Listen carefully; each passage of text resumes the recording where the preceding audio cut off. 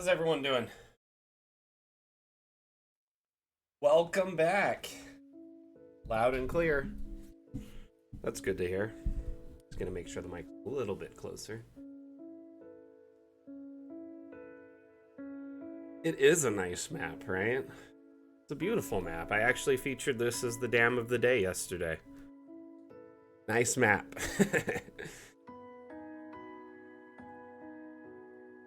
Morning, everyone. Afternoon, evening. How is your weekend going so far? And welcome to the Dam stream. My name is Mac. I am the community manager for Dungeon Alchemist. This is the official Dungeon Alchemist channel, and you've caught us on one of our 2 weekly streams. Every Saturday at this time, we feature a 2-hour stream where we discuss Dungeon Alchemist and showcase community maps and give you tips and tricks for your builds. So thank you for tuning in. There's a lot of you here already. That is awesome.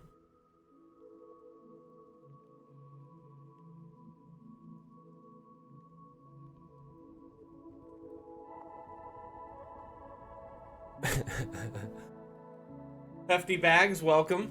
Welcome. Idiot Coder. To be fair, everything isn't actually lava. Some of it's burning players. Okay, that is fair. That's fair.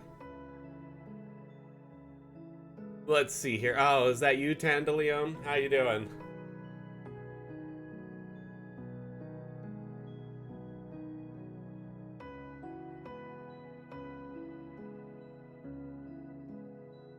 Okay, so how's everyone doing? I hope you're enjoying yourself this weekend and excited for the prospect of today's Dam stream. So just really quickly, in the last week, there's been a couple people asking about abstracts, and I'm going to cover that a little bit today because, yeah, it's not very straightforward, and I'll be honest with you, it's not a simple process because it's kind of a workaround. And so we'll talk about it a little bit today and discuss how to use abstract assets or how to create them to a degree. Now, I will be honest. When it comes to abstracts, and just before we get started here, you will need a little bit of background with some photo editing. If you've ever trimmed, cropped a photo, something like that, you're already like a leg up here. But keep in mind, if you have any kind of photo editing software, it is very helpful. You will probably need some to do this.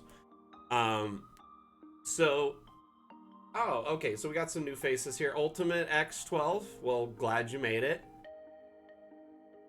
Wow, Random Ladybird. You got to play at a table? That's awesome. That's amazing. I envy you. So, with abstracts, all under objects, you have a whole section of objects, right? Down at the bottom here is a section dedicated to abstracts. These are essentially blank slate objects that you can plug in templates. And we're going to kind of discuss that a little bit today. And how to utilize them a little bit better. And I know there's a lot of frustration and confusion around how to use them, and it's mainly because it was just kind of like a thing we added in and made, and there's no really straightforward process. It's kind of one of those things you have to figure out.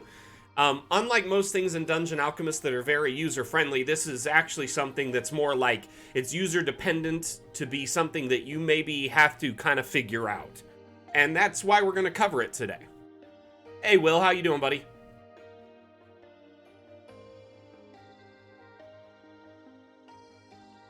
So, first things first, I'm going to open a new map. I just had this one open because I featured it as the Dam of the Day yesterday, and I thought it was it's just a beautiful map. We showed it on stream last week for a little bit, but I got a chance to look at it a little bit closer, and I just really love it. Hey, Seisu, how you doing, buddy? So we're going to open a fresh map, just a blank. Let's do just a forest. 25 by 25, just to not have a huge map.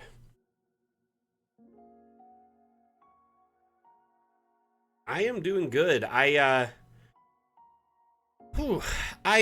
got to play some D&D this last week. I got invited to a table and with my family, and we actually played the first session this last Tuesday, which was pretty good.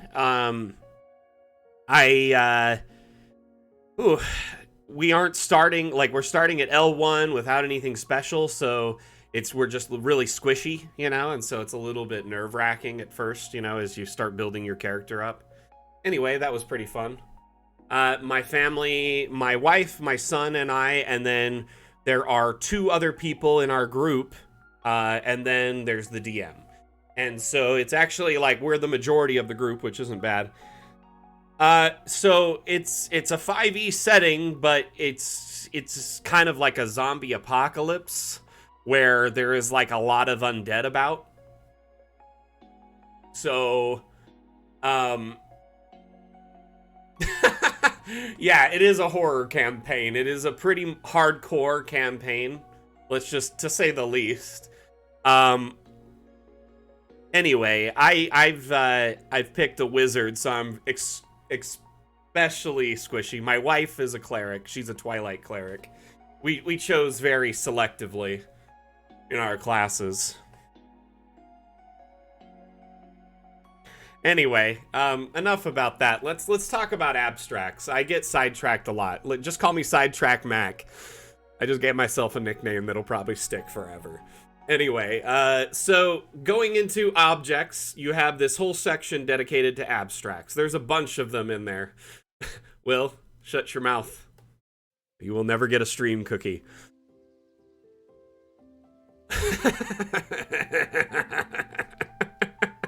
So all of these objects, they're all unique in that they allow you to customize them.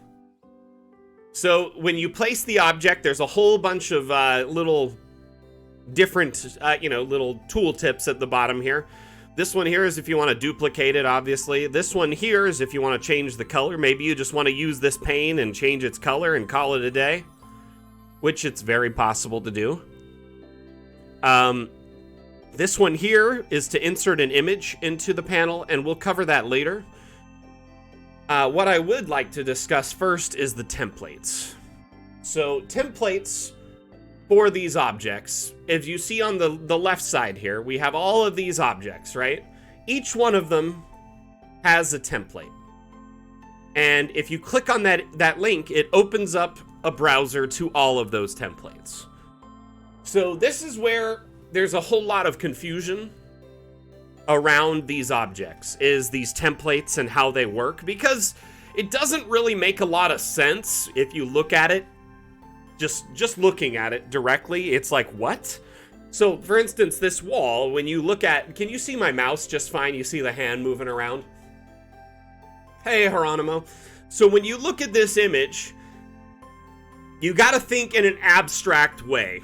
So the whole image is 10... Watch my mouse hand here. From this corner down to this corner, that's 1024 pixels. And from this corner to this corner, it's 1024. It's 1024 squared. Okay? So that is a perfect 1024 by 1024 square. Now, you could download this image and plug it into like an image editor, say GIMP, Photoshop, whatever you have. Maybe you use Procreate on the tablet. Now, this image shows you essentially a template for, in this case, a custom wall. And has anyone ever used a stencil before? Have you ever painted with a stencil or drawn with a stencil? Oh, Seisu. So dumb.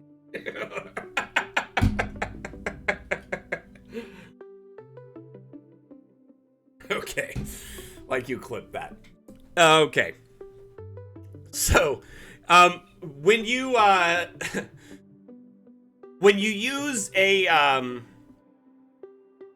sorry, what was I just talking about? A stencil. So when you use a stencil, right?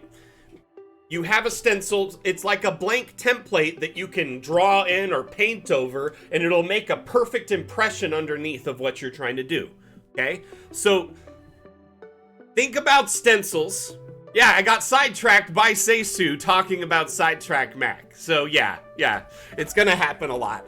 Anyway, so these are essentially stencils that are pre-cut out and configured and labeled to show you how they work. Now, this one is a little bit more complex. I want to start with something more simple and then we'll go up to that. Yes, I'm like a dog. So, this particular template, the custom vertical pane, is a very simple one to get started. So, as we discussed before, all of these templates, 1024 by 1024. Actually, one second, I have some images to help illustrate this that I created for class today.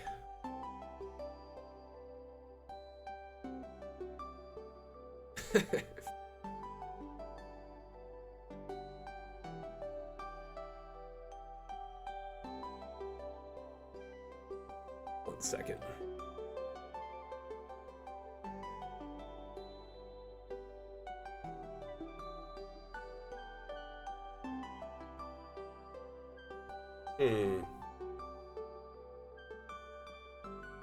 There it is. Sorry, I forgot where I saved them.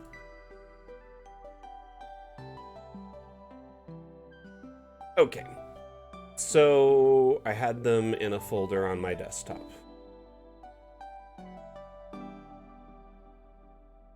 Okay, so image one, let's open in the other image first. So, we're discussing this template, right? 1024 by 1024. That's very important. You need to always keep the image at that size. It's very, very crucial. There's a process that is used when you use these templates called texture mapping. And I don't know exactly how it works because I'm not a super programmer, but the way it was explained to me is essentially you put a texture on this area and it will map it to the particular item, in this case a custom vertical pane. Now if you look at this stencil, the green area, think green is go, right? Green is good. This is the area you want to put your image in.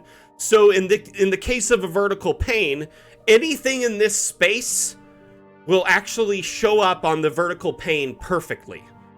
Anything in this negative space over here should be actually blank. You would want it to be a blank PNG in this negative space. So you would use PNG, first of all. That's very crucial, okay? Because PNG is the only image type that allows blank negative space in it, as far as I'm aware. So these outer areas outside of the green bars would be blank PNG. The inside area inside of the green safe area, or your stencil area, would be where you would insert image to use the custom vertical pane, or plane in this case. So, does that make sense? Is there any questions there?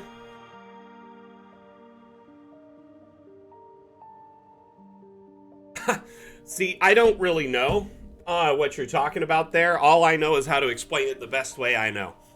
So essentially, it would just be one single channel, I would imagine, for a PNG, and then this would be all blank, and then this would be where you would have the image be. So it would be 1024 by 1024. These areas would be blank. This area would be occupied.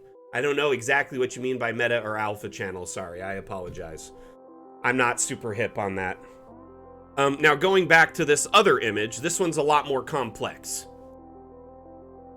This one here is a custom wall. So notice how it says here, top, side, bottom, okay? Actually, I feel like this is incorrect. This is more like front, back. This would be side. These green areas. So think of it like a cereal box, right? If you unfolded a cereal box, it would kind of look like this, right? So, gotcha. So in this case, an unfolded box. Yes, that's exactly how the walls are. They're essentially like a big, tall cereal box, right? And this is an unfolded box. And these areas around the green safe zones, you would leave them as blank PNG, which it's kind of a weird template, including the custom wall area that would be blank. Now look at the right side here. You see this wall. This area here is blank around the wall, but it has this little tab, the inside tabs, the outer tab.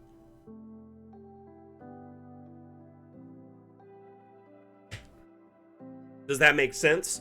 So you would feed this image into the custom wall, and then it knows, based on where the images are, how to wrap it and put it on that wall.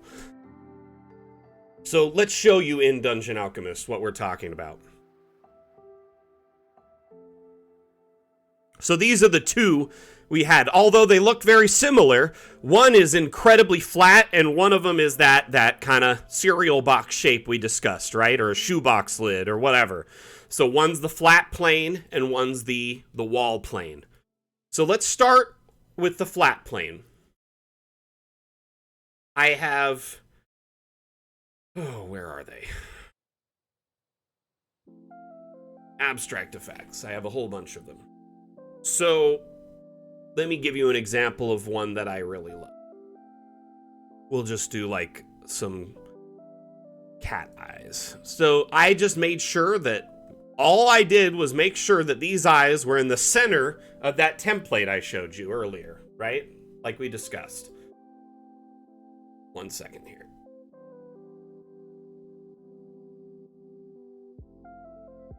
So, and you gotta just think a little bit outside the box sometimes here. So this would be this pane here.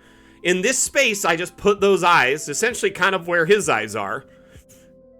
Hey, VTT Tom, how you doing? And now they're just a floating eye, and you can move these into the bushes and kind of make them kind of creepy, shrink them down, etc. Now that's one way to use this vertical pane. There's a lot of ways to use the vertical panes. They're very creative in that regard. So let me see. The waterfall is another great use. So essentially, the waterfall, this image that you see here, occupies this space where the green is. Wonderful. I appreciate you being here. Man, we're so close to those 50 viewers. If we hit 50, we'll be doing a giveaway, by the way. So, remember, this green space means safe or go. The negative space still has to be present in every image. So essentially, think of it like a stencil. Every image is 1024 by 1024. So here's the custom disk. You would make sure that the image fills that circle space. Here's the custom cube. The cube is a very complex one. Took me a few tries to get right. Me and my wife played around with that one. And 1 second here. Let's open up DA and we'll insert a cube.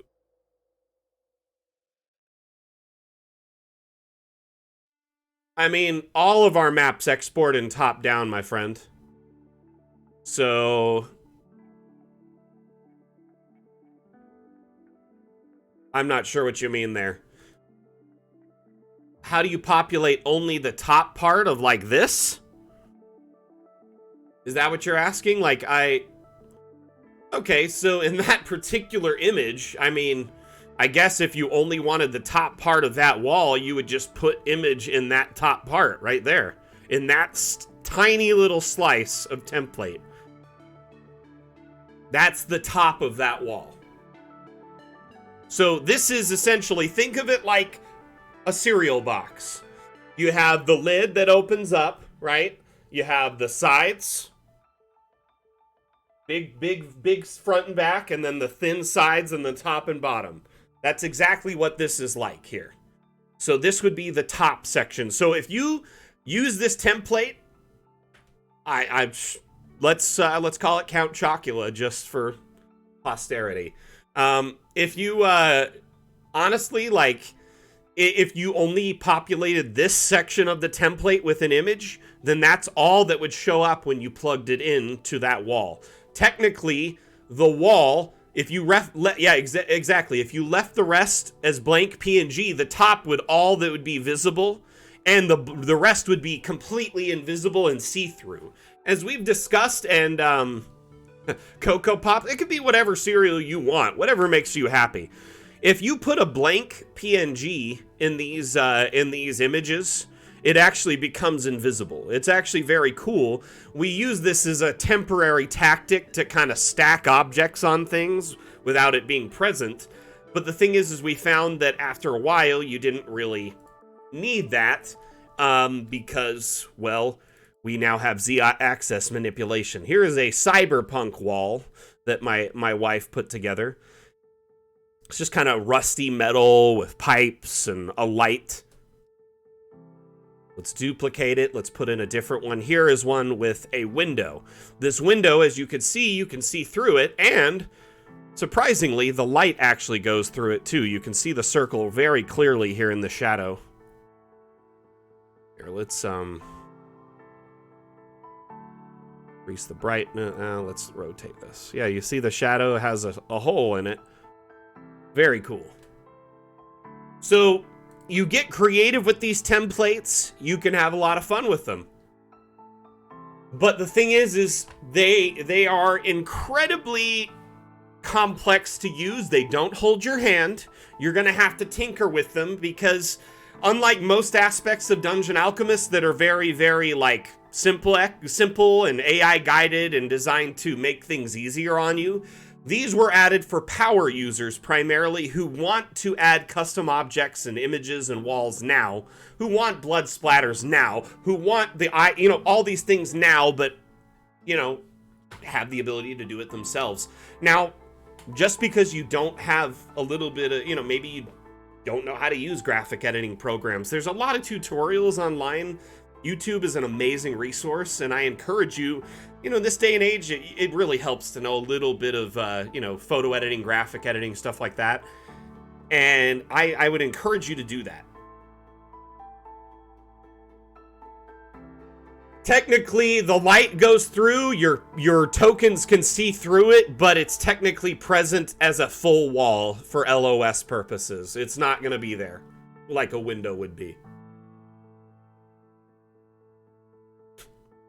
See, that's the thing, Sean. That's where you're gonna have to do a little bit of, a little bit of training on your end there. I can explain how the templates work, but I don't know what photo editing software you're using or your skill ability. I mean, that's something like asking someone to fix a car in the dark. It's a really complex thing. There are a lot of, and I apologize, I want to help you and guide you through this process, but the thing is you're going to definitely need to pick some photo editing software of your own that will work with your computer. GIMP is a great suggestion. It's free and open source.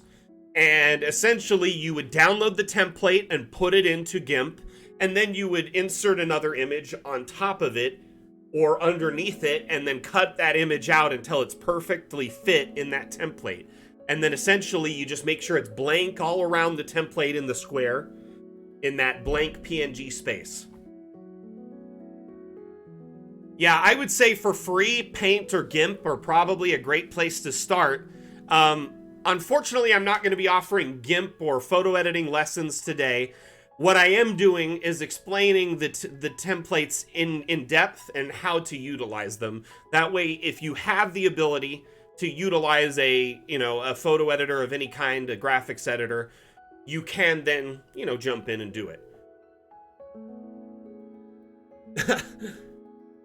Honestly, that's the thing though, is we're Dungeon Alchemists, not GIMP, not Photoshop, not all these other things. So it would require me to learn how to use that software inside and out to be able to teach you it, which I know Dungeon Alchemist inside and out because it's my job and I have 1,400 hours using it. But when it comes to the photo editing stuff and the aspects of that, I guess I could teach you Photoshop how to do it, but that would only help you if you had Photoshop. You know what I mean? Game Master Eric asks, is there a custom template that generates light? No, not at this time. Essentially, if you wanted to just put light somewhere in your map, what I would recommend is just hide it inside of something. So go to the lights, pick a, a small light. In this case, we have wall lights, we have candles, pick something. I like the candles because they tend to be pretty small. There's this one here, right? And then turn its brightness up, pick the color you want, and then if you wanted this tree to emanate light, boom, tree is emanating light. If you want the light source to be up higher, turn off collisions and raise it up into the tree. Boom. By the way, Eric, I'm going to be pinging you soon, my friend.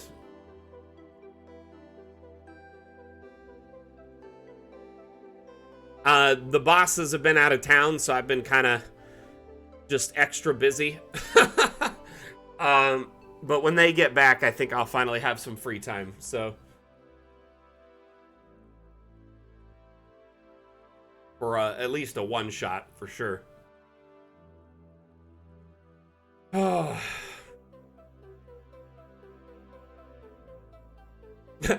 They bully me. Do you guys know this, right? They bully me constantly.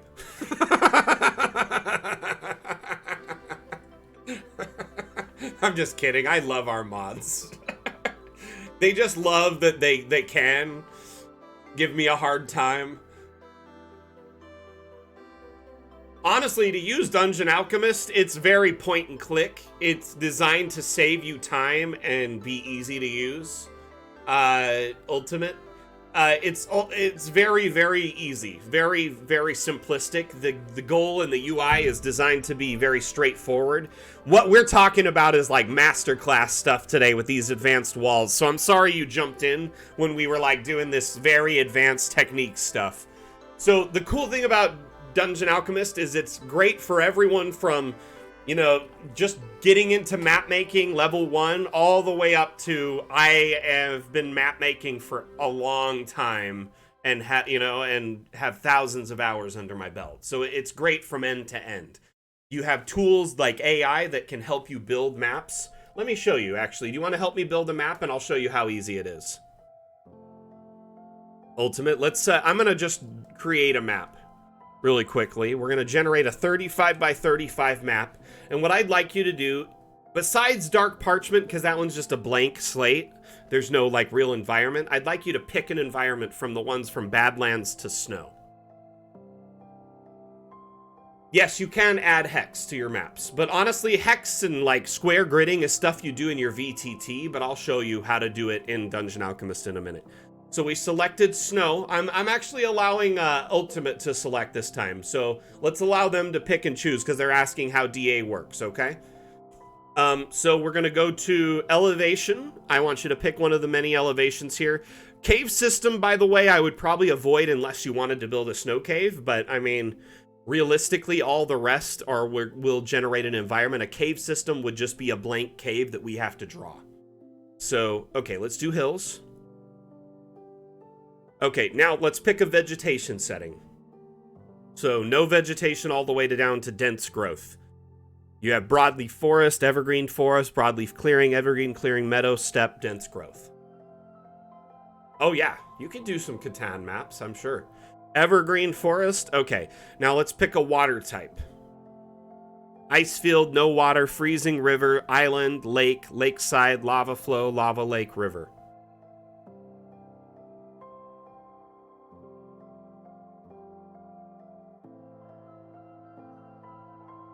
Hey, Adventure Smith, how you doing? Welcome, welcome. Freezing river, got it. And then we wanted to do snow. We'll just do it at water level. So you decide your rune placement when you set up your map. And this is very important. So don't skim over this. This decides where the AI rooms you generate will be at the rest of the build. So the AI needs to be told what level for the rest of the build. And it used to be only one level, and then we have 3 levels. Eventually, we plan to let you build at any level, but it's growing and building. Remember, early access, so things change with time. So we're going to just set it at water level. Sorry to railroad you on this. Is there a manual? We actually have our Wikipedia, which is growing, and then our help section right under Dungeon Alchemist has quite a bit as well. shoot, I haven't created a link for a Wikipedia yet. Seisu, can you link that manually, my friend? I will add that. I kind of spaced that. That's dumb of me. So I'm going to generate this map. As you see, I just click generate. It's going to just take a few seconds.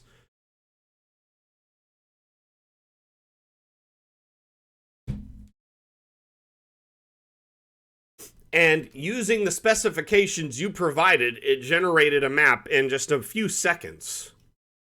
So as you can see, Ultimate X, it is incredibly fast. Hey, Dag. It's very pretty, too. Wonderful, beautiful map. I like the ice flows. You know, unfortunately, we have no control over the ads on the wiki. I would assume if we picked a different location for a wiki, that would manage it. But unfortunately, the wiki, I imagine, to stay free, has to have advertisements to some degree. So, you know, I can't control that, unfortunately. But I do appreciate the feedback, and I will bring that up to our devs. How you doing today, Dag? How easy...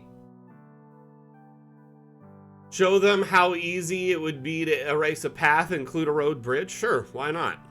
So we'll go to the terrain tool here, and actually let's erase a path first. So we have many different tools within Dungeon Alchemist. So one of them is the object eraser or the object brush. You can go in and pull up a brush and set the brush size, set the brush intensity, and then you can set it to either paint objects or to erase them. So in this case, I want to have a path that goes through here, right? And then it crosses, just goes right through the forest, and then kind of comes over here. So first things first, you kind of clear said path, right? Next, you're going to want to find something like a bridge. So in the object panel, you can search bridges. I think a stone bridge in the middle of this icy environment would be nice. But we could also do a wooden one if we want. So there's several different options.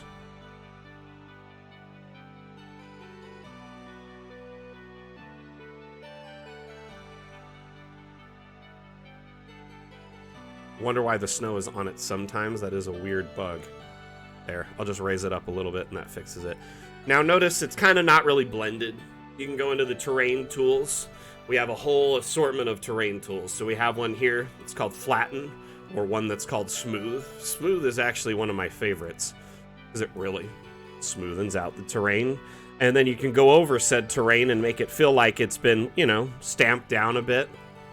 Smooth tool really gives off the impression that the area has been used. Flatten tool goes through and even takes it a step further. What it does is it finds the plane you're at and flattens. Notice the bridge now is actually a little high, so I don't really like that.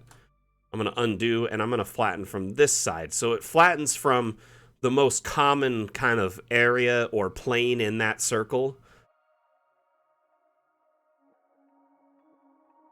Kind of making it seem like, oh, there's a little road here. Next, we actually have terrain paints. Hey, yeah, let's do a giveaway, by the way. We hit 50. We hit 50!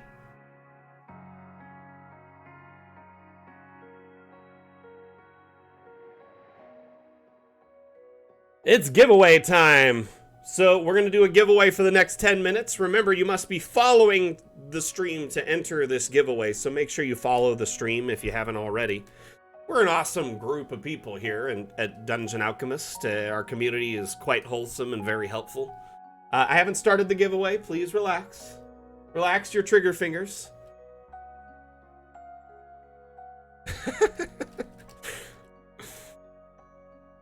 You guys and gals are absolutely hilarious. Okay, ready? Set, spaghetti.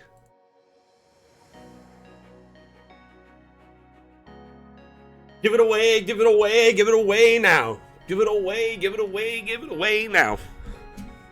Don't want to get copyright strikes, so I won't say any more.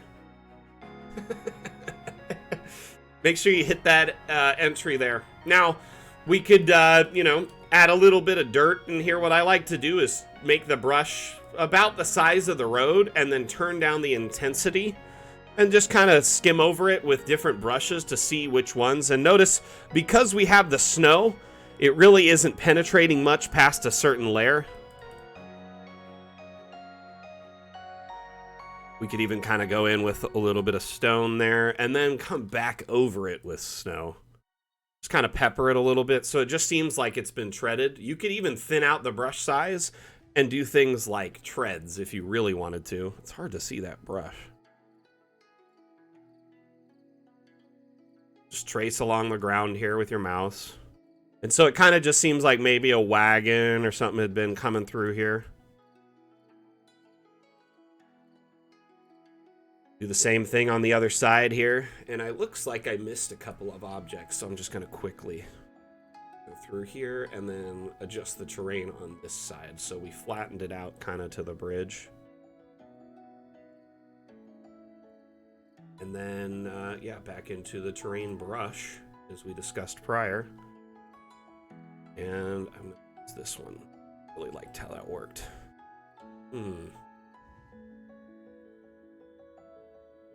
Doesn't seem to be drawing. Weird. Oh, by the way, Seymore will be making an appearance today on stream. He's getting a bath right now, so expect him a little bit later. I mean, there are actually, someone has made abstract footprints, like hoof prints and stuff like that. They're available in in the Discord, in the channel dedicated for our abstracts. Ah, it was the brush strength, my bad. Yep, there it is. I totally had that so far down, I had no idea. Turn it up a little bit here, and then we'll do the,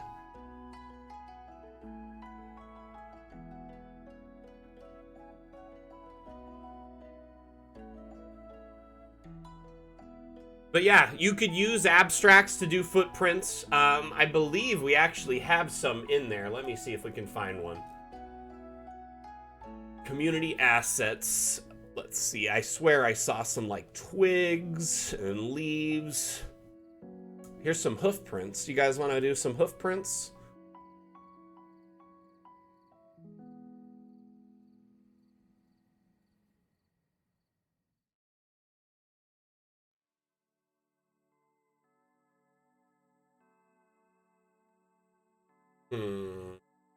Save it. Let's talk quick. So because I didn't make this abstract, I have no idea exactly which pane it was in. I'm assuming this one.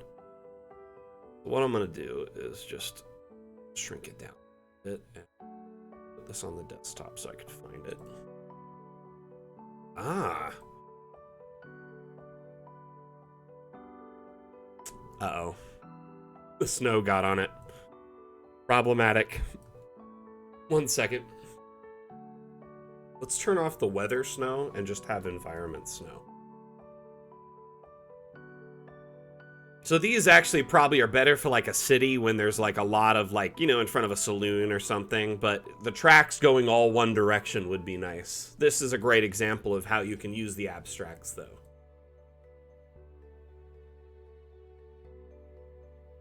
Adventure Smith, I know you followed. I can see the follow. Maybe exit the stream or refresh the stream and try again. Let me see if I see you there in the giveaway. That is really weird. I apologize. I know. I see that. That's why I was trying to reassure you. I'm just as confused as you. Yes, you can, Ultimate. So, let me give you a great example here. Let's open a map without any snow on it, right? Like this one, this Fighter Club. We have one weather effect right now, and it's bound to change with time. Sorry, clicked the wrong area. So if you click on terrain, you can... people hate it when I say this, but I love it. You can winterize maps. So let's just take a look at this map. You can see it here. It's very deserty. no snow, but you can add snow to this environment. So it essentially gives you a season to work with when you have a map. Maybe you have a, you know, maybe your players own a fort or a pub and you can do it with seasons.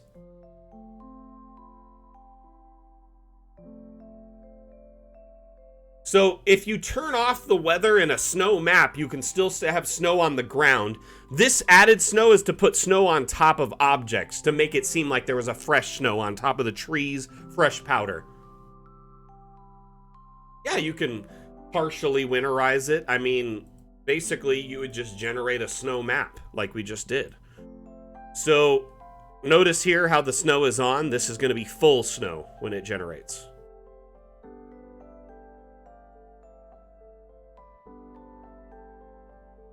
So you just go in and then turn off weather.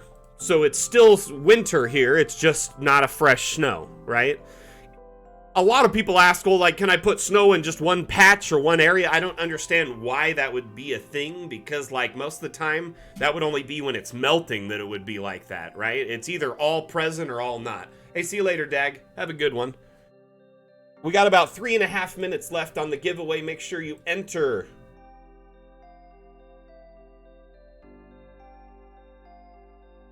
So, like, if you want to partially paint, like, a few trees, no. But yes, you can have a snow environment where there's not snow on top of everything.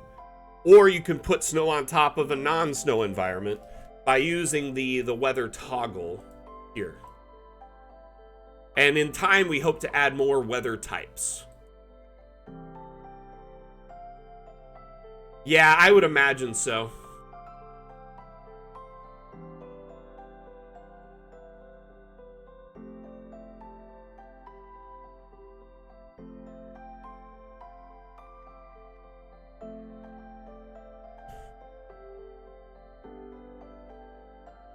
One second, okay? I'll be right back.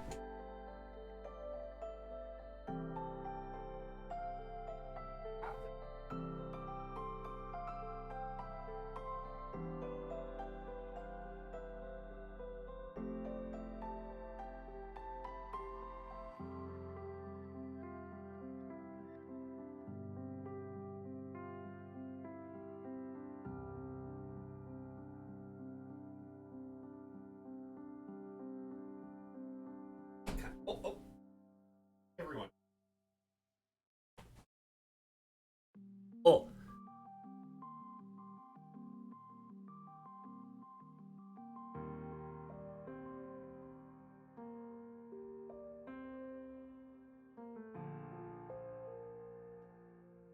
Hi. Say hi to everyone.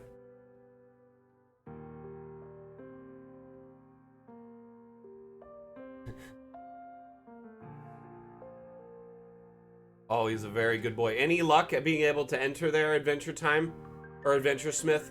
Refresh and just try one more time. Yeah, that was Twitch, not me. That was Twitch. Okay, 25 seconds left on the giveaway. Who's a good boy? Who's a good boy?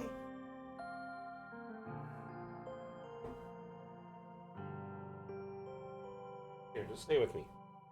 Sit on my lap for a bit. You gonna chill out?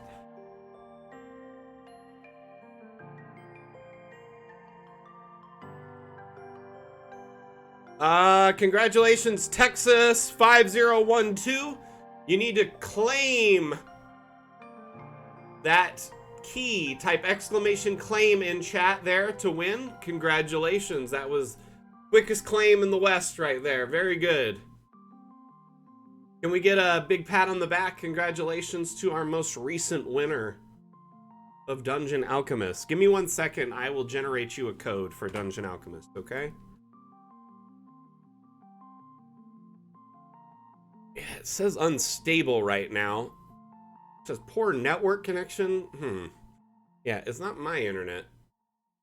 No, it bugged out because I think the stream crashed and restarted immediately. I think something's up with Twitch right now. Give it a second, we'll see. It does that sometimes when it hiccups, it'll show double viewers and then go right back. We'll give it a second and see.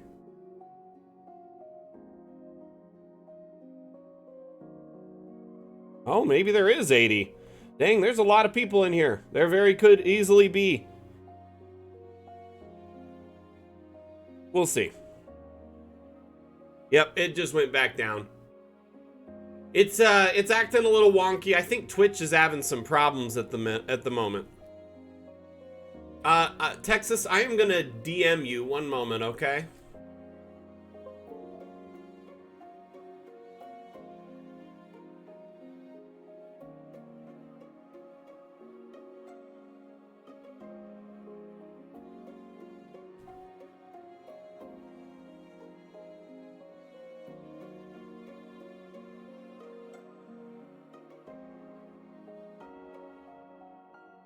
That's a good boy.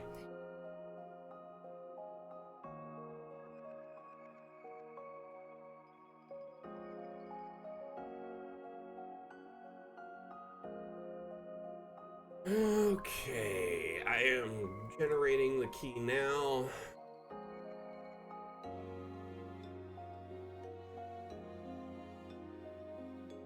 There you are, good sir or madam. And can you just confirm in chat that you got the key there? Bank error in my favor. Collect $200. Sweet. I'll take it.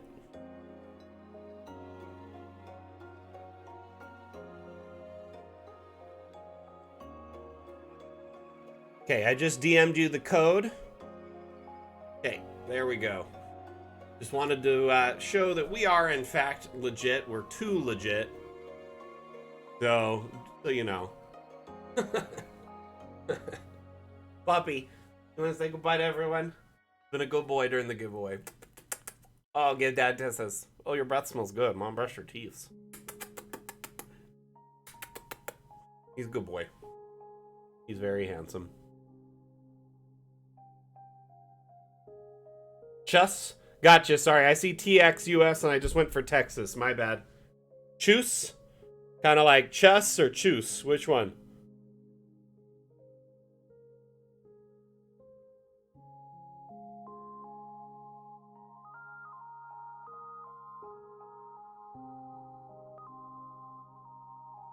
What? Swedish cook? What are you talking about?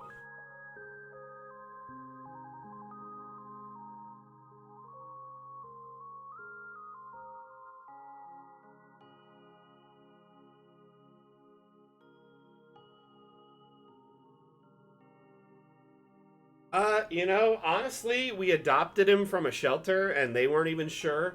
But in doing research, I feel like he's kind of like a doxy poo, kind of like a dachshund poodle kind of mix. Or maybe a wire-haired dachshund. He's very, I don't know.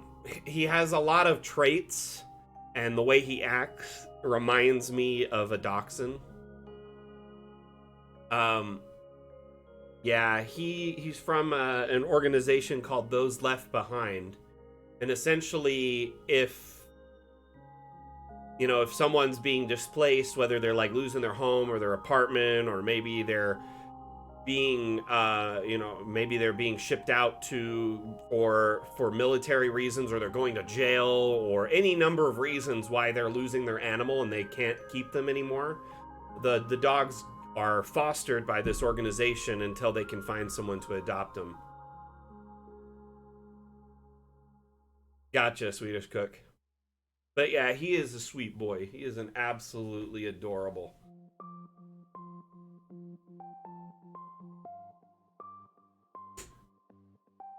He's very handsome. All he loves to do is snug and hang out. He is very much just become a part of this family really quickly.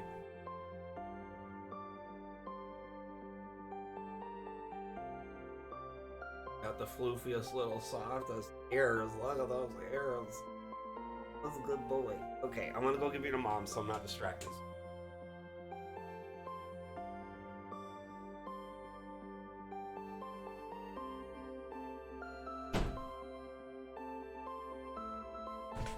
Sure, my cat will make an appearance later too. We have a very big Maine Coon, and then this lovely little puppy.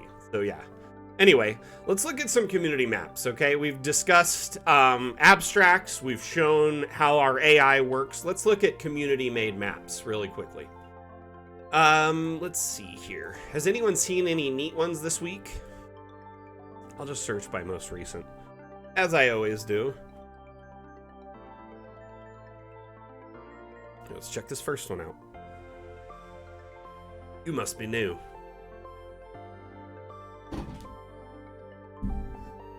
Soda. Oh yeah, there's over 3,500 maps on our Steam Workshop and growing daily.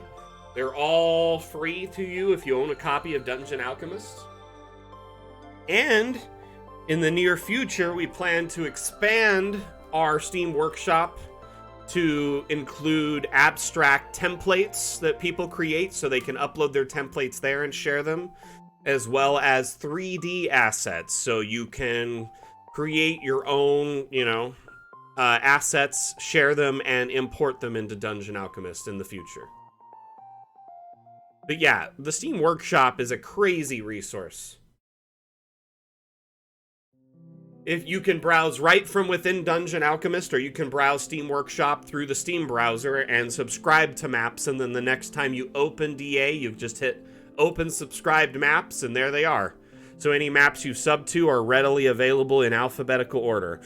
Here's a whole bunch of maps over the last, 6-7 months I've subbed to. Beautiful maps. Yes, this is very much live, Grobel.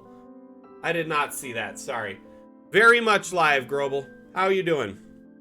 My name is Mac. I'm the community manager for Dungeon Alchemist.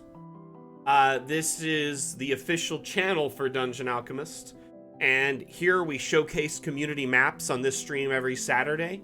It's called a DAM stream. We call it that because when you save a map in Dungeon Alchemist, it's saved as a .dam or Dungeon Alchemist map, and so we lean into that. DAM stream, DAM challenge,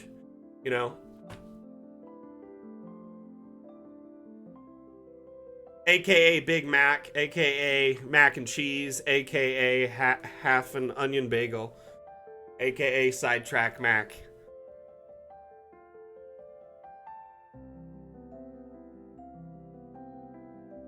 I mean, we're not always live, but I stream 2 days a week. It's Mondays and Saturdays, so. Oh, any Mac name you can think of, my stream has already given it to me. Okay, you guys are already way, way behind. My stream viewers, just destroyed me with Mac nicknames on my own channel. Mac and Me has been beaten to the ground. We have discussed that show so much. And the scene that Paul Rudd shows all the time, we used to show it on my stream all the time too. Yeah, Mac Daddy, totally have heard that one. You're not making me uncomfortable at all. Mac the Knife. Huh. Maybe I have not heard that one. I have, however, heard Big Mac. I've heard Macintosh. I've heard Cheesy Mac. I mean, I've heard of all sorts of stuff. This is neat though. It looks just like a running waterfall. Very well done here. I was just kind of sitting and taking it in while we were discussing my many nicknames. Macklemore.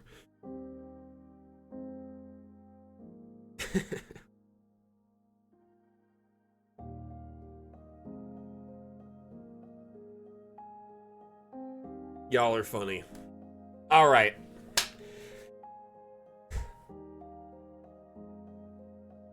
Do you think there's something behind the waterfall?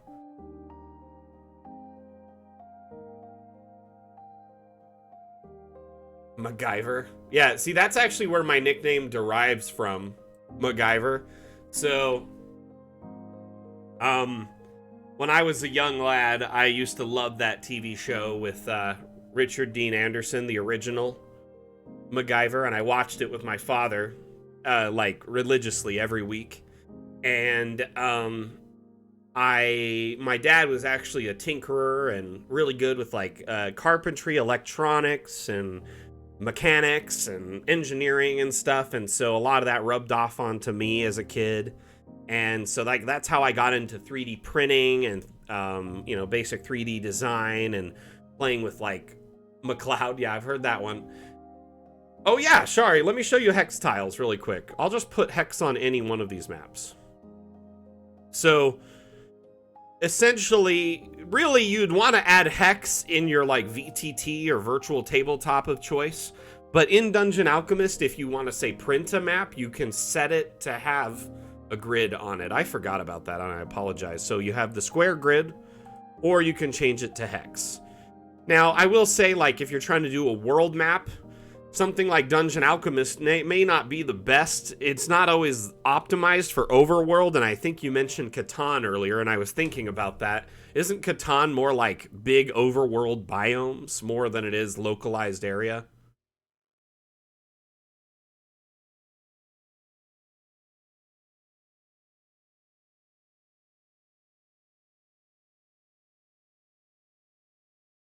I mean, the rooms are all going to be boxed. Sorry, I must have misunderstood you earlier. That we offer a hex grid offering that you can place on the maps before you print them or export them for print. Ah, sorry. No, no. Building is hexes. You would actually want to do things by hand, I guess. So we have... Oh, 1 second. I just noticed my music, which I just hate it. What's that? Okay. So essentially, if you go to structural and freestanding, I mean, we have a whole ton of walls, and these can be placed at any angle. So, I mean, I could essentially, like, make this if I wanted to. But yeah, no, the objects and buildings won't generate with AI by that, using that by default. Just give you a quick example, though. I mean, I could whip up a structure that is that shape, most definitely. We have all sorts of walls, hundreds of them that can be placed at any interval. Sorry, I think I just completely misunderstood you earlier. So yes, we do have hex grids. So in a way that I think this is what I thought you were asking for.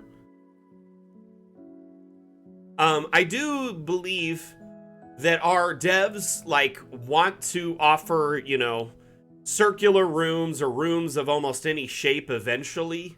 With the AI, that is like the goal. That's the holy grail, right? But ultimately, it's just a matter of can it be achieved?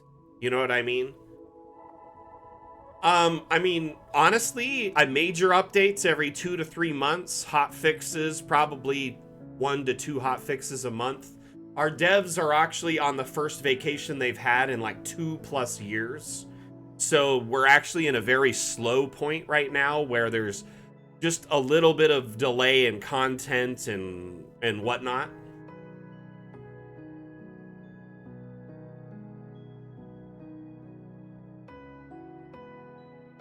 Been doing boxes and caves. What do you mean attract Ataraxian life?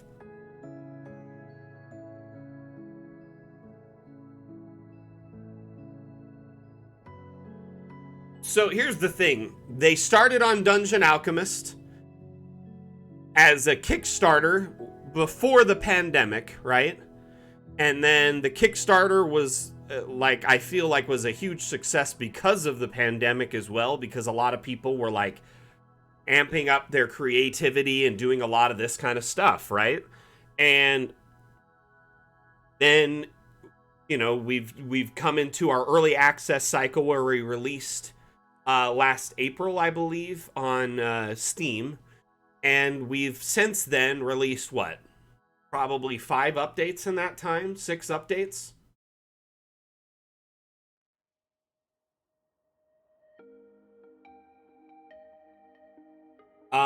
Correct me if I'm wrong here, Seisu. So we had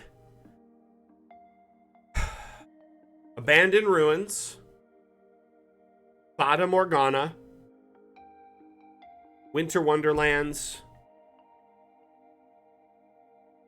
Everything is lava, but I feel like there was one more. Maybe 5? I feel like there was 5 total. But anyway. Basically, we have an update every 2 to 3 months. But one of our devs, he got married, and he wasn't able to go on a honeymoon because of the pandemic travel restrictions. And he actually had a kid, and his kid is now like 2, 3, like a toddler almost. And he's finally going on his honeymoon, our lead developer. And so he took like a month-long, you know, vacation / honeymoon. And then our other lead artist developer, Vim, he took a 2-week vacation. Very well deserved. They've worked very hard pushing out both the launch of early access and then all of the updates that we pushed out. I honestly, personally, I think when they're back, I might want to take a week myself because I've been working nonstop since I've joined the team as well. And yeah, it's good to do some self-care, and they're very, very all about that. They're very much about, you know, making sure that you take care of yourself, but honestly, you know, it's kind of hard when you can't travel for like a honeymoon like our lead dev couldn't for the longest time, and now he can. So, anyway, they were in the States a little bit. From what I understand, they were in San Francisco a little bit. Oh, for sure. It's very healthy. Okay, so will you be able to put floors in organic rooms in the future? I mean, organic rooms, the point of them is to negate the floor, so it would be you decorated a space organically, such as an outdoor space or a cave, so there's no need for a floor. However, there are a few terrain options that kind of simulate floor, like, there's this, like, cobbly stone here that could be, like, the floor, if you wanted to. Alternatively, you can always just draw a room, a regular room, and then just disable the walls like this, and then have the floor in that space. So that'll generate a floor without walls, yet again, an organic room. And then that gives you an assortment of floor options. So we have the pits, which, I mean, you could turn this into a pit. You could, you know, make it gingerbread. You can, let's make it artificial. Let's make it grass or something here. So it kind of just blends in with the environment here. Just like this outdoor room. My personal camera, that's too bad. It's in a very funny frame, too.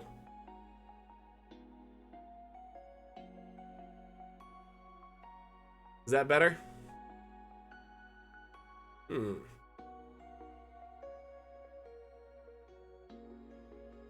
Hey.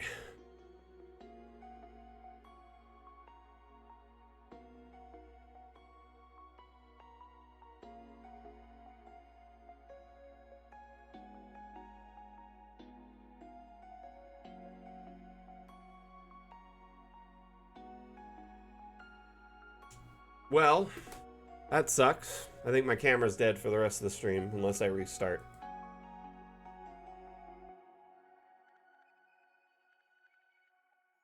Let me see.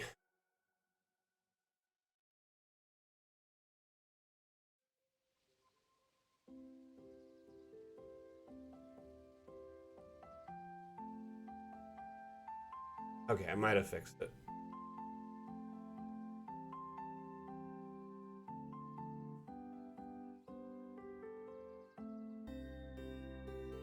There we go. That was a little awkward.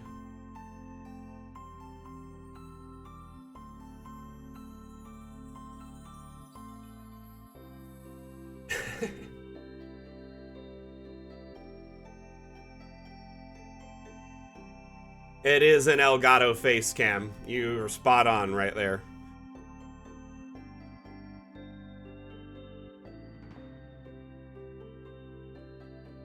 I am back. Okay.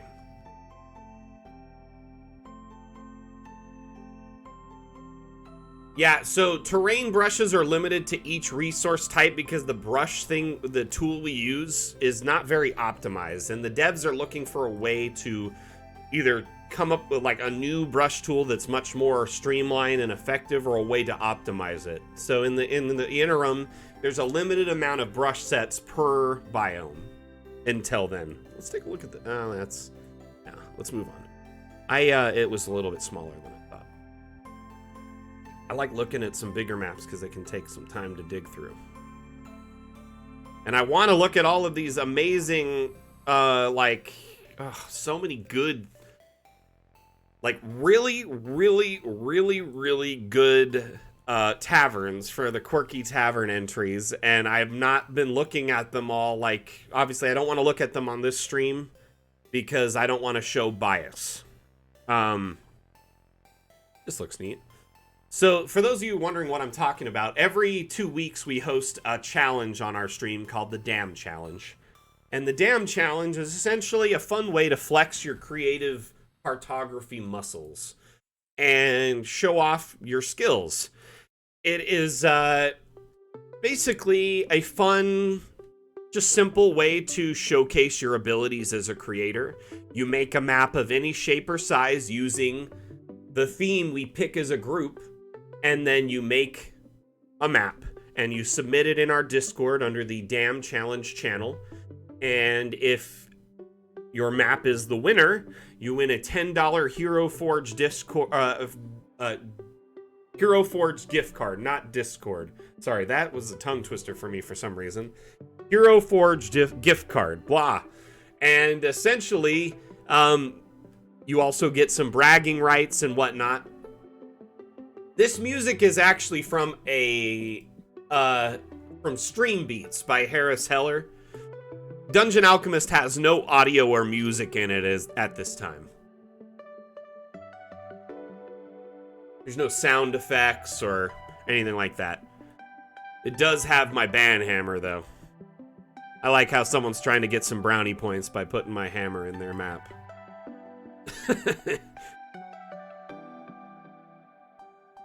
Okay, let's take a look here. For sure.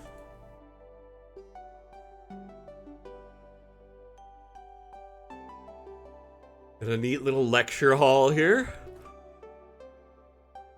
A little back room there. More studious areas. You know, honestly, I've been playing with so many VTTs lately, it's kind of hard to ask me that. Normally, I prefer Foundry, but I'm playing a game in Roll20. I've been researching other VTTs, so I was learning about Above. I've been learning about Owlbear. I've been learning about all these other VTTs, and as a result of which, I've kind of taken a step back and really kind of adjusted my biases towards ones that I've only used prior. At the moment, I mean, I enjoy Foundry very much so, but I'm also very excited to try out a few others that I've been tasked with looking into. So I just got a copy of Fantasy Grounds and Tabletop Simulator. I'm going to check those out soon. I've been basically just testing various VTTs to see their compatibility with Dungeon Alchemist. And the reason I'm doing that is I'm making a compatibility chart to put on our Wikipedia. So essentially, I'm trying to see which VTTs are compatible with our maps, just stock, and what aspects of it are they compatible with. Does that make sense? It's kind of a side project I'm working on in my free time. Oh, it's going to be very helpful because every day I get asked, hey, does your maps work with this VTT? Does your maps work with this VTT? Does it work with this? How do I get your maps in this? Yeah, I mean, technically, if they have JPEG or MP4 or WebM support in the VTT, it'll work with Dungeon Alchemist. I mean, just JPEG top-down support at this time would be the only thing they offer. So, I mean, Tabletop Simulator, essentially, they offer a JPEG import. We offer no 3D export at this time. So, a lot of this stuff you see, like this beautiful grain and stuff, this is all smoke and mirrors.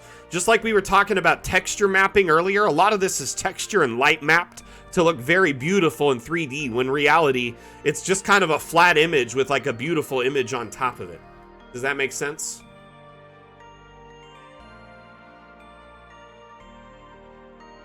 Oh, Foundry integration is great for sure, Asher.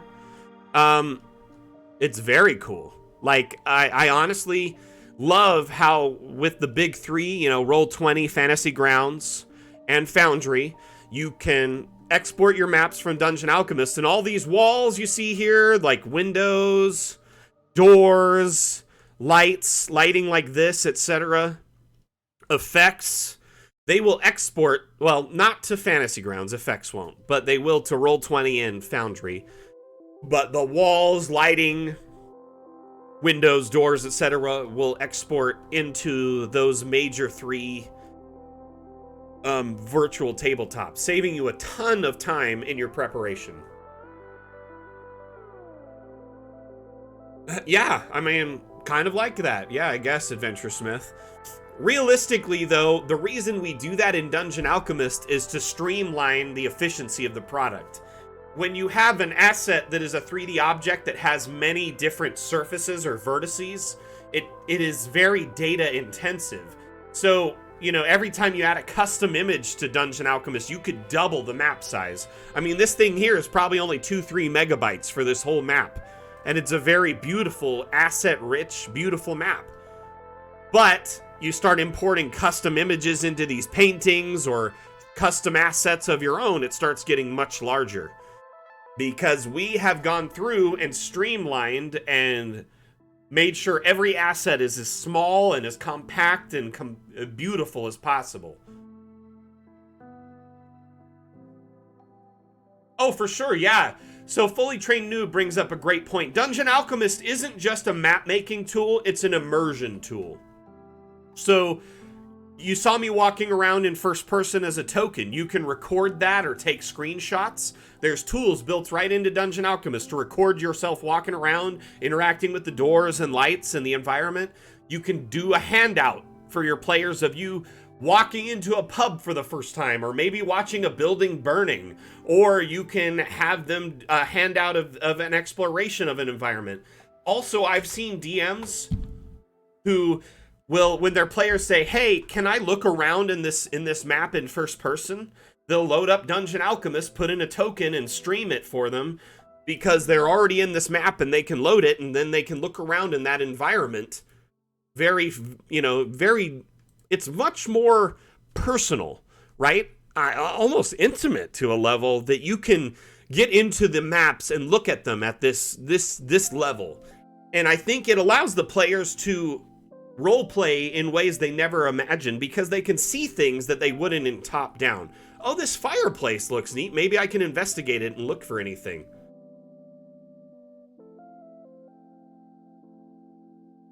So, yeah. Yeah, Fully Trained Noob, that's great. You could also just run forward into the boss and then put it in a video editor and loop it backwards and then make that the video. So you don't have to run backwards, technically. But you could do intro scenes, chase scenes, cut scenes, long rest scenes. So you could record a beautiful fire by a riverside, and that's their long rest cut scene for the night while they're traveling. You know what I mean? There's so many ways to utilize Dungeon Alchemist. So here we have the token cam. We also have the cinematic mode camera, which is essentially a free floating drone cam. So you can get in and start getting really detailed shots if you want to, you know? And you can do these cool, like, side, you know, like if you're in an environment, it looks like a drone cam or a helicopter cam flying over something. It looks really neat. Anyway. This map has been very helpful, showcasing that. Let's pick a new map.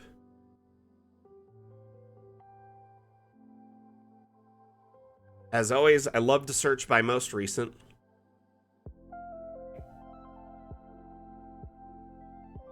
Let's take a look at this.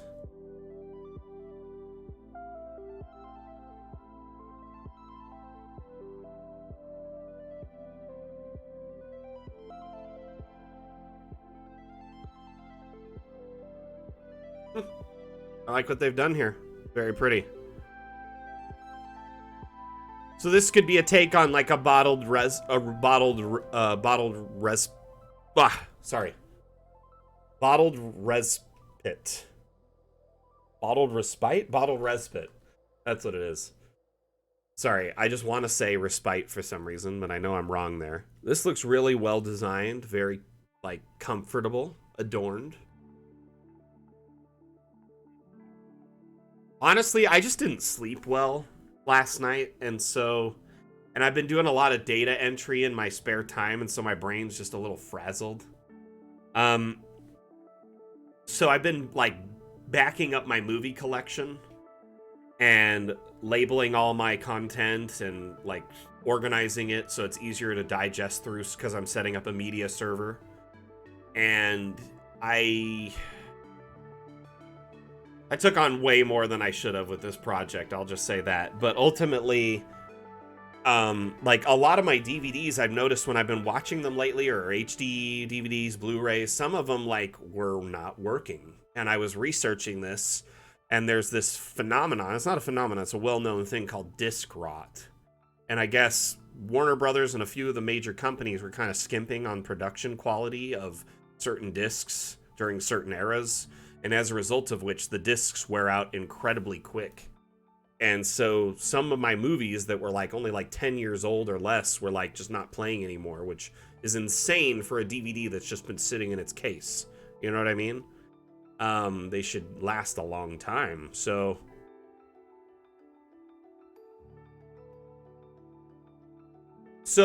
in Tasha's, I believe, there is a warlock pact called the Genie Pact, and one of their abilities is called Bottled Respite, and it's essentially like a little pocket dimension inside of the genie's, like, totem they gave you. So if you chose, like, a ring or a genie lamp or a bottle, whatever, you can go inside of it yourself with anything you can carry for up to X amount of hours times your proficiency bonus.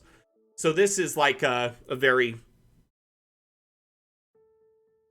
you know, what I imagine is the genie's bottle room, unless they met a genie that invited them in. But this is a great rendition of that. What did you have on older PS games, Scuzz?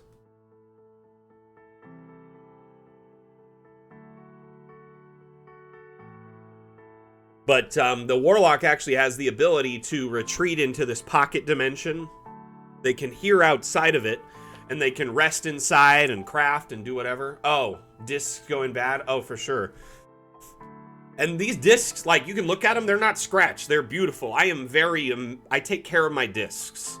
The only discs that are scratched in my house were ones that my child used to handle. And it's essentially, there's a bubbling or a weird warping under the reflective layer that's like, it'll just skip and stop playing past that point. And it's just rotting. It's just wearing out from age, which is crazy, considering I have VHS tapes that are playing fine, that are like 30 years old, and this DVD was supposed to be this technology that lasts like hundreds of years, is rotting in 10. So it's frustrating. Besides the point, though, I've been slowly backing up my movies because I don't want to lose them after I've paid for them. It seems only fair. And then, not to mention, I just prefer to have them in a way to stream them in my home instead of, you know, busting out the DVD, putting it in the DVD player. It just feels so archaic and caveman now when you can stream everything. So I wanted to streamline that for my family, and I've been backing up our media collection, and oh my gosh, it's been a process. I only just finished all the DVDs, and now I'm moving on to HD DVDs and Blu-rays. Wish me luck. Oh, exactly. Yeah, there was a phase in the early 2000s where they started skimping, and that's when they were bad. The older DVDs, the first batches, the 90s DVDs, they're fine. They still work great. It is just that particular era. It's like 2000 to 2009. If you have any movies in there, back them up, check them out. They can rot. I didn't even know about this until like a month ago. I popped in my copy of Shawshank Redemption to watch it for the first time in like 6 years. And I get 50 minutes in and it just starts skipping and skipping. And I'm like, what the heck? I look at the disc. There's not a scratch on it. It's beautiful. Anyway, it was quite a revelation to learn that my content could just wear out sitting there.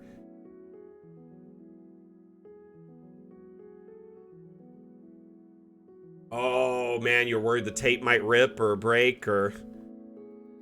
Yeah, I get it. Man, oh man, I remember back in the day too when you could like copy old games onto a cassette, like they would just play it over like the radio or a phone and you could record it and you'd have a copy of the game.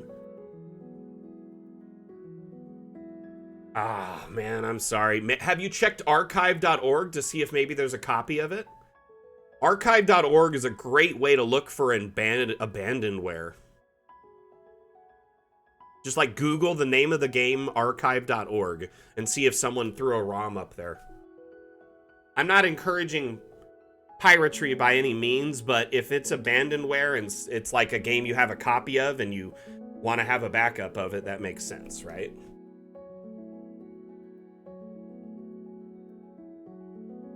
Anyway, this is a very beautiful rendition of a Genie's bottle. I love it. Very good map here. Let's move on to another map.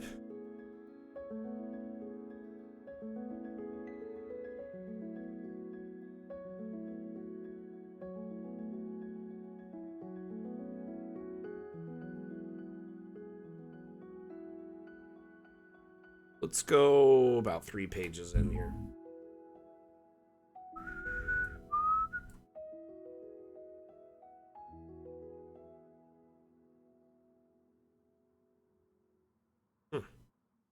Holy cow, you see this labyrinth here? That's only a 50 by 50? That thing's insane.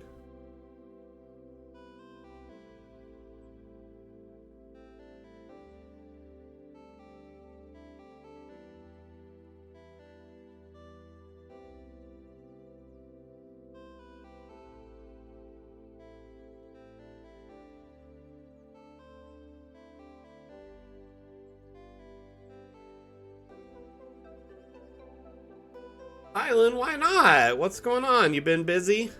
You been sick? What's going on? Are you okay? Holy cow, that is... Whoa.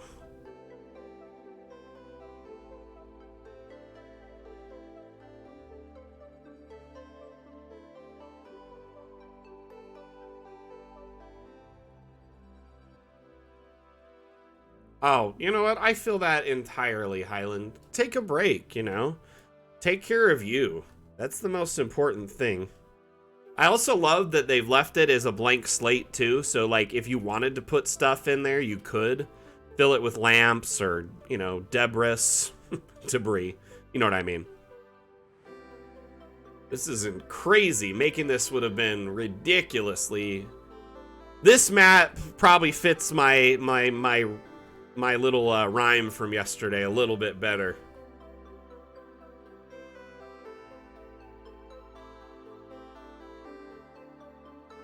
To free yourself from this maze and never more re-enter, find the space amidst this maze that lies exactly center.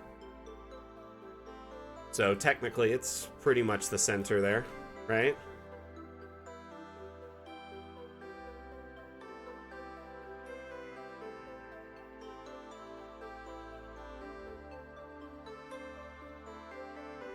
Oh yeah, I mean both of them technically.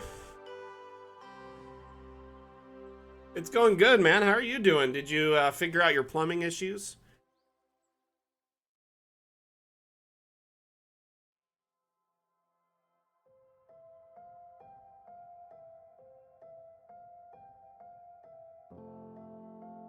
Man, I would get lost in this so easy. Like, just trying to get from this portal to this portal, I'd probably get lost.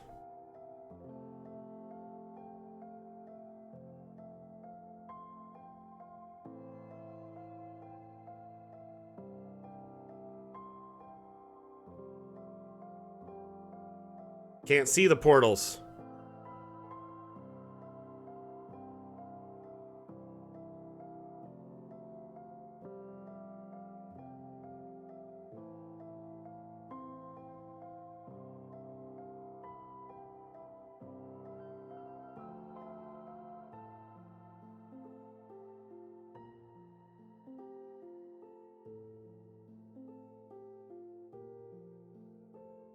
Uh-oh.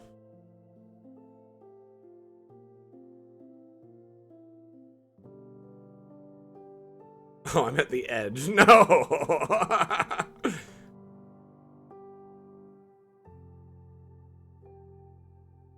Real question, is this the portal I left from? Oh no, I went from the center.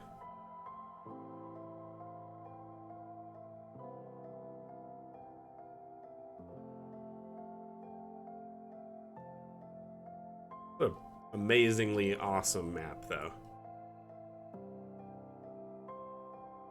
Joker, how you doing, buddy?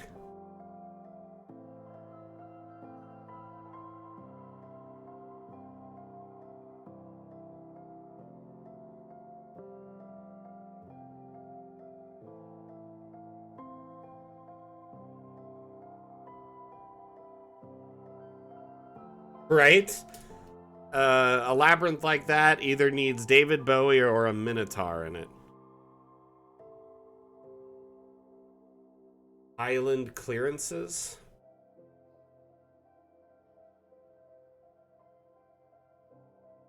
Is it on sale? I'm just kidding. So are we looking at the intact one first?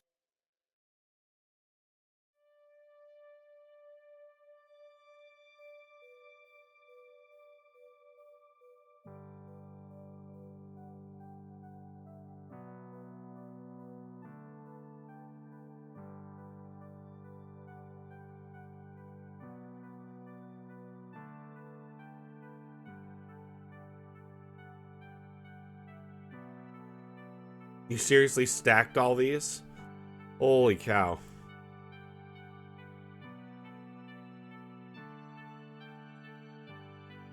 You have a level of patience. So she added extra stones on the walls to make them thicker. So they're regular walls underneath and the windows and stuff, but all these like flagstones are on top of it.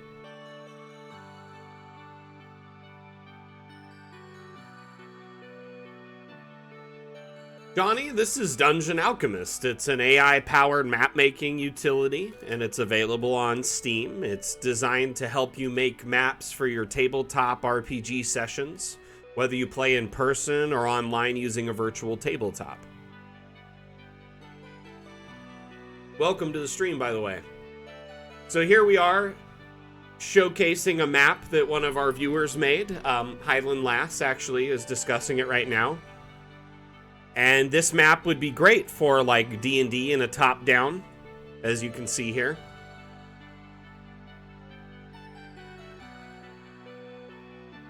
Let's get in there. That looks really good. I like these rock piles. These look really clean. Really love what you've done here, Highland. Very clean. I like all the you know, disbursements of the crops and stuff. Just looks like they use the space available.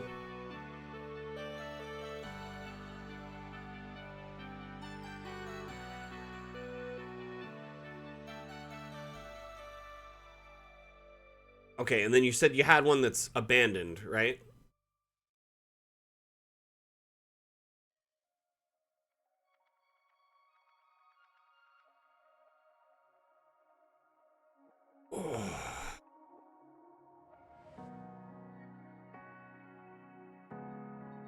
Oops. Well, I still got it. And this is that same village just abandoned? Joker, we'll pull it open in a minute, my friend.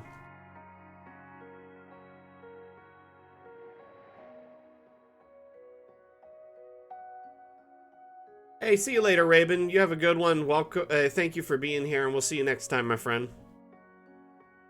See the same graves there.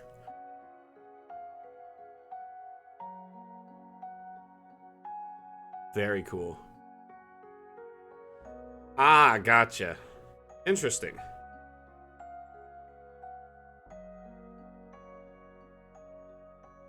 Ugh.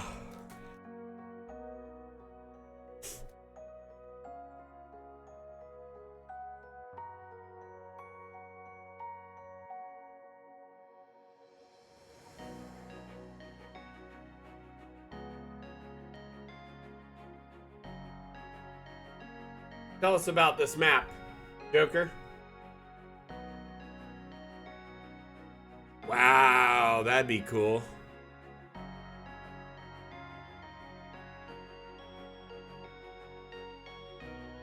Red deer are pretty majestic. They're like actually really like cool looking deer. Most of the deer in the US are like, I don't know. I just think they're gross.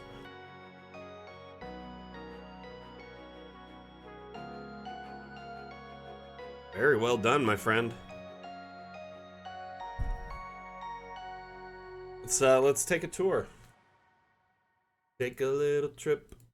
Take a little trip. Take a little trip with me. Port Venn.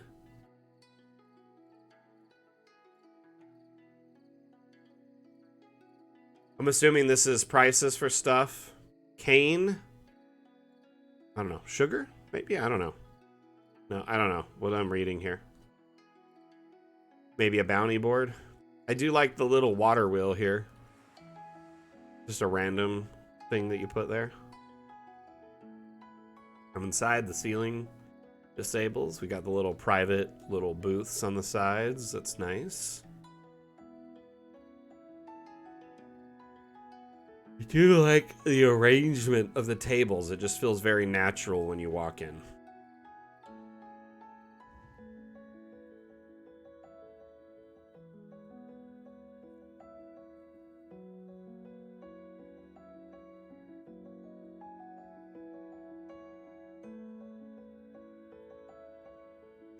Stage. And a VIP area, it looks like. Love the blue couches. Go play a harp.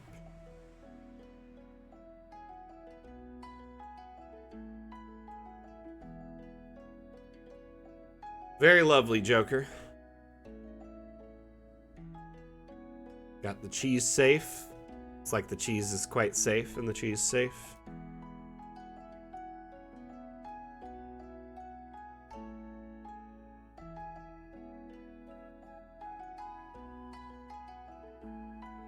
Oh, for sure. It's very well designed.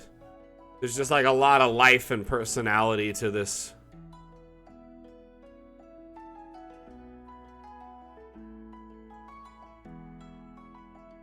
The cellar is really well organized and designed. Like there's a structure and a tier to it. You got your dry goods, and then further back you got, you know, just like long storage type stuff. Kitchen. Very, very pretty.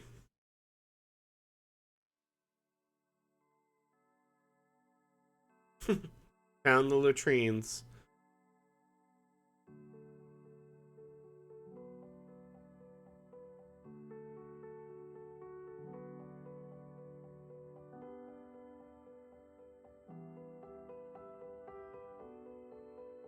Well, it's very lovely.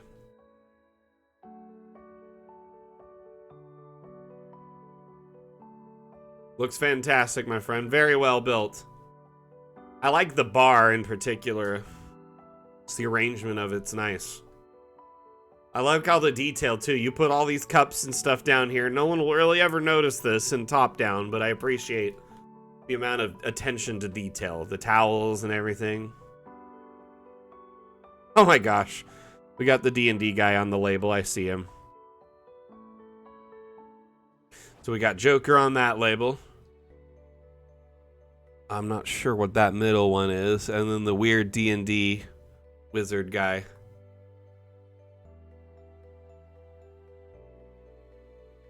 From the old D&D cartoon.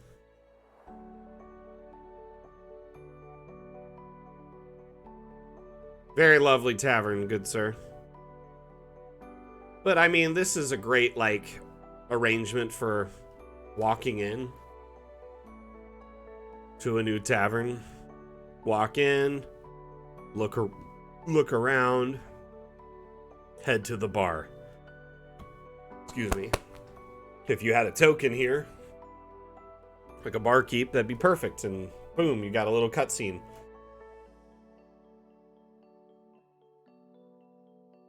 What's you? Walking? Oh, I said your name? You walk in.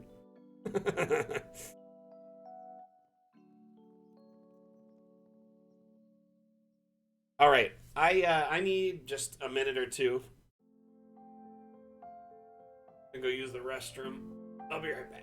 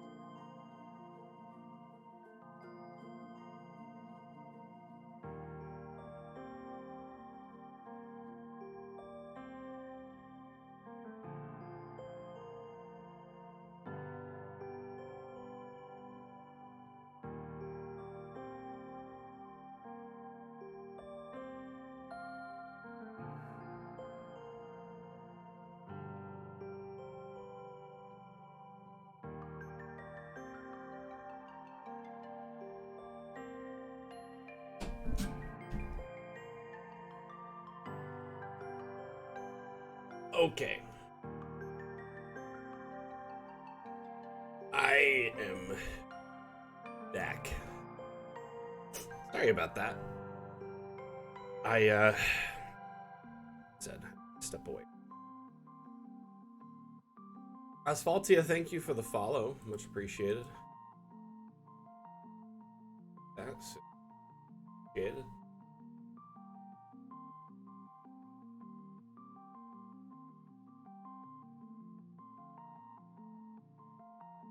Okay. Well, let's go ahead and pull up another map.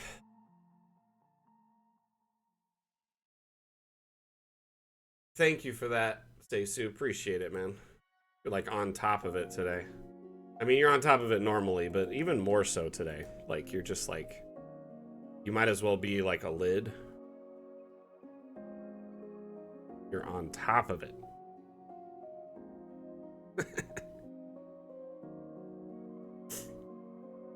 Stacey, have you played much lately? Had any sessions or DMing much lately?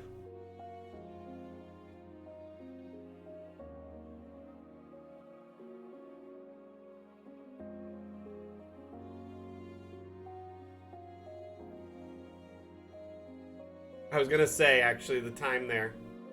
A little bit off, but it's okay. Every Thursday you DM? Nice. How's that going? Oh, hi, puppy. Where's Kitty at?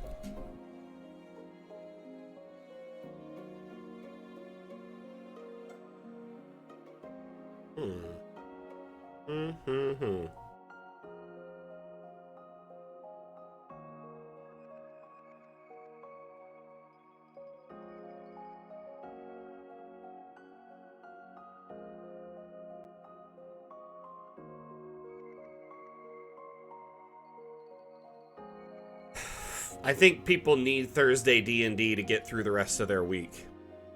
You know what I mean?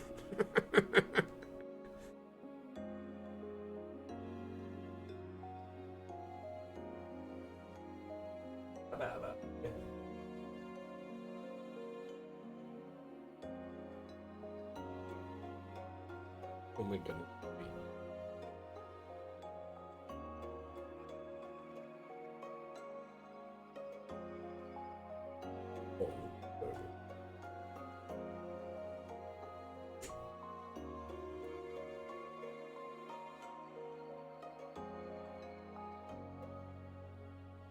I feel like Thursday's just one of those days that isn't very pressing on everyone. Like, the only thing they might have is work that day.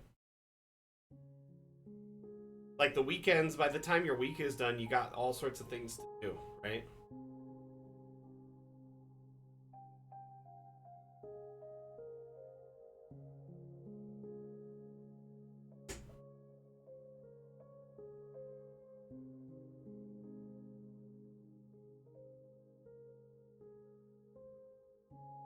Nice, that's awesome, Mandu. Thank you for that. So, animated maps and static maps work in Dungeon Alchemist, I guess.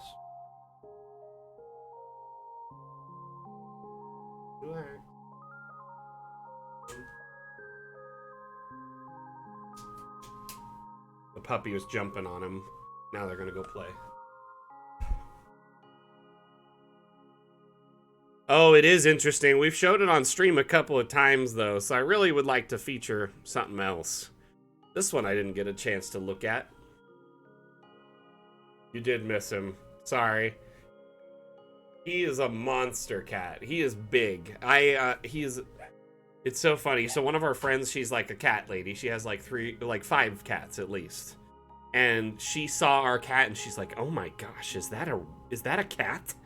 Is that like," she thought it was an actual wild animal because he's so big compared to her cats. Thought I was downloading this the whole. Nope. That's actually really cool that you could just put a video in a Roll20 though. Or in a D20. That's interesting. Tabletop Simulator has got some interesting abilities. But thank you for bringing that to my attention, Mondu. I have to check it out. Wow.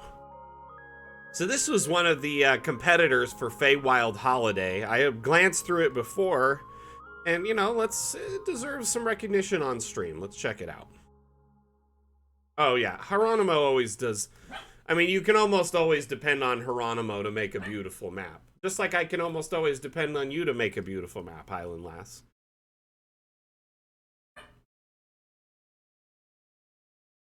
Magical. Interesting. I like the cart, how it's all decorated and set up with different light. The blue light really is a nice effect.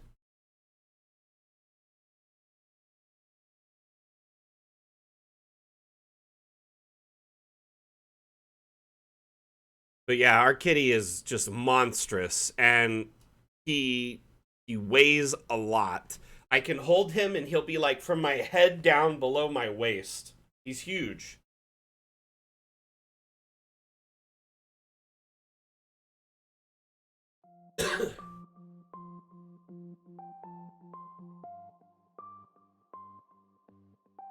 Little bookkeeping area. Your Feywild holidays with Faelysium, so they're about to travel through a portal. So you do like all your stuff here and then travel. That's funny. That's too good. Magic Maggie? Yeah, I saw this down here. Or this here, is this what you were talking about? Magic Gal? Or is it someone else? Seriously, Heronimo, like, can you save some good ideas for the rest of us, or do you just get them all?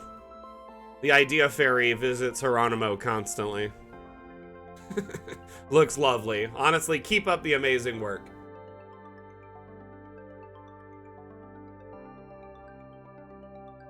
Did you make these posters here? Or did you do like maybe some AI prompts to get those?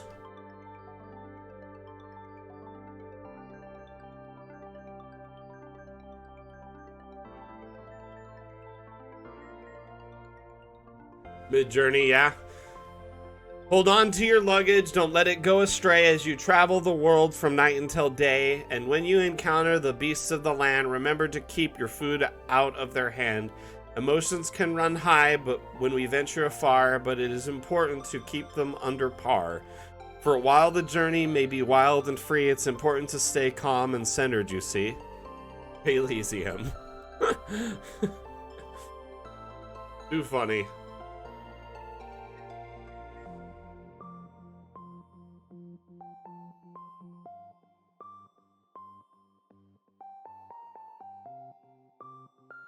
Oops. Yes, I'll have 2 tickets for Faelysium, please.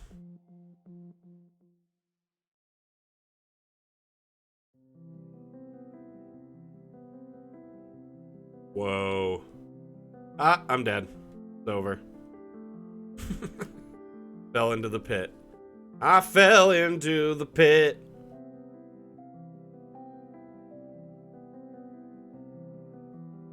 No! Very beautiful, my friend.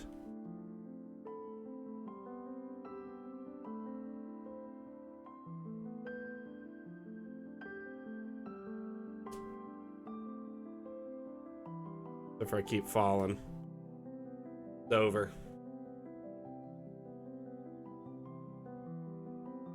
Very well done. Alrighty. We got time for maybe one more map.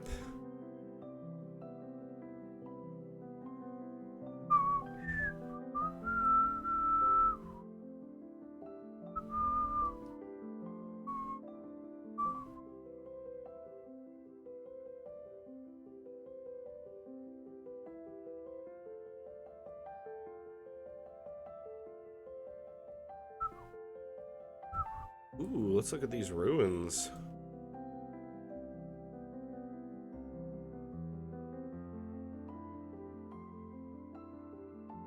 I don't know. The artist who makes this music, his name is Harris Heller, and his music name is called Stream Beats, and essentially he makes copyright safe music for streamers and whatnot to use on their channels without worrying about risk of getting copyright striked.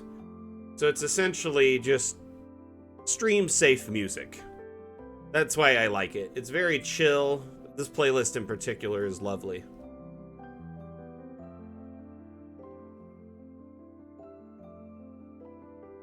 Yeah, he's very nice. All of his music is, you know, Creative Commons. It's open to the public.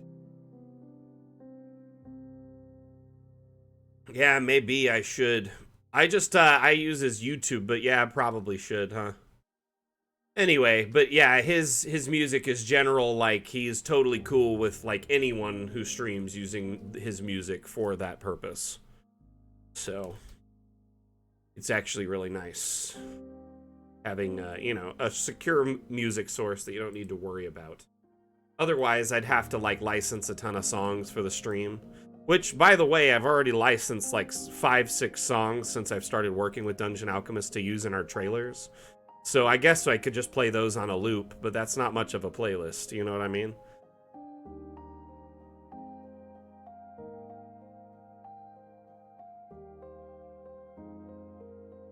Got some barracks right here by the front gate and a bell. I do like that positioning there of the bell. Very nice. Hey, Raldanash, how you doing, my friend?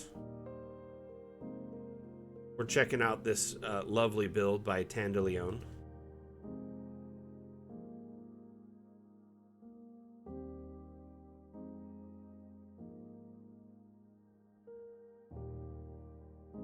Here, let me just pull up.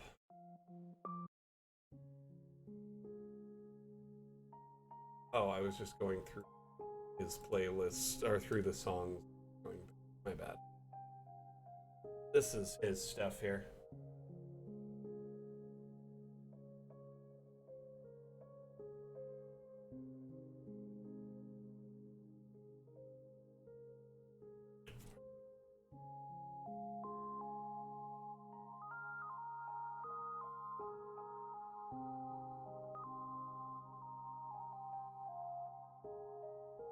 Okay. But yeah, he has a website as well, but his website, the audio on it's been kind of funky, so I just use his YouTube primarily while his website gets updated. But he's a really chill, laid-back artist. He makes amazing, different variations, all sorts of stuff. He's got lo-fi, he's got, you know, like chill beats like this. He's got like kind of hip-hop beats. He's got all sorts of stuff. So whatever your style is, he's got something.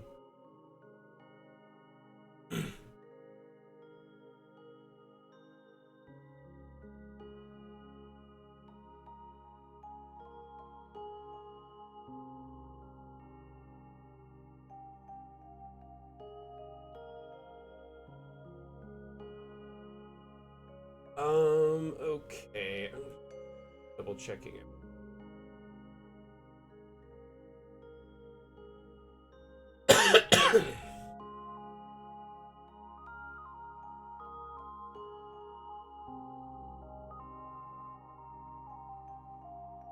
This is just fantastic, though. It's a very beautiful build. The only thing I'm noticing the castle is kind of lacking is more of like a banquet area, like somewhere to eat. Am I missing it? I guess there are downstairs areas. It could be underneath. But right now it's like you defend it, but there's nowhere to eat. There's no kitchen, there's no food storage.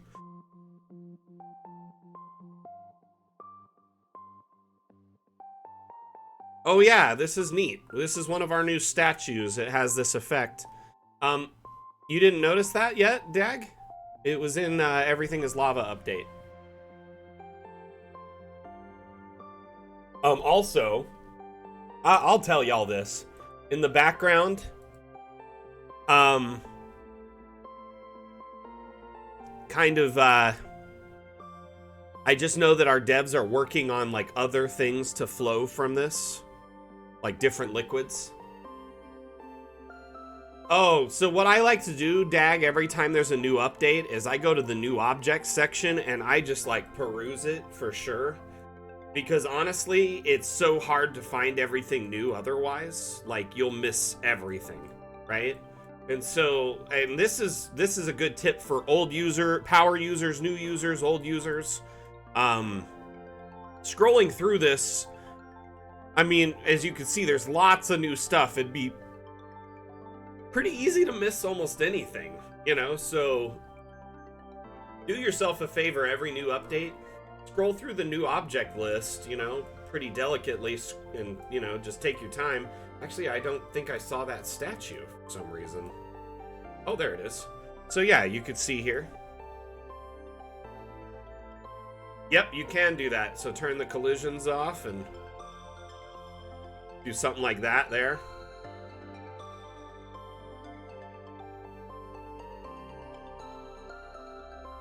And then you could drop that lava into the ground. That kind of looks like a murder hole drop right there, you know?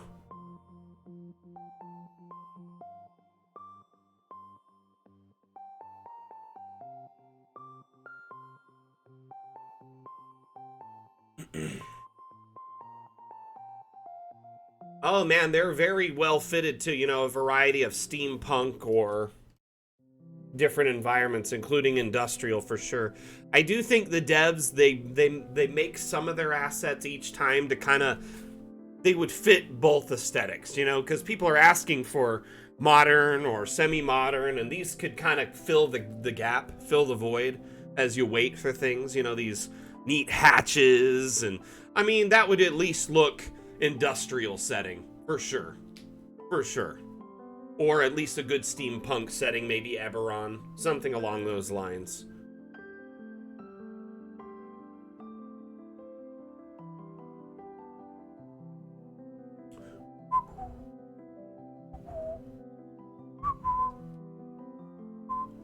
So, right now, Spam Viking, I mean, it will be a while you're waiting for us to release that. It will be after we release all of our stretch goals and leave early access is when we'll do paid expansions.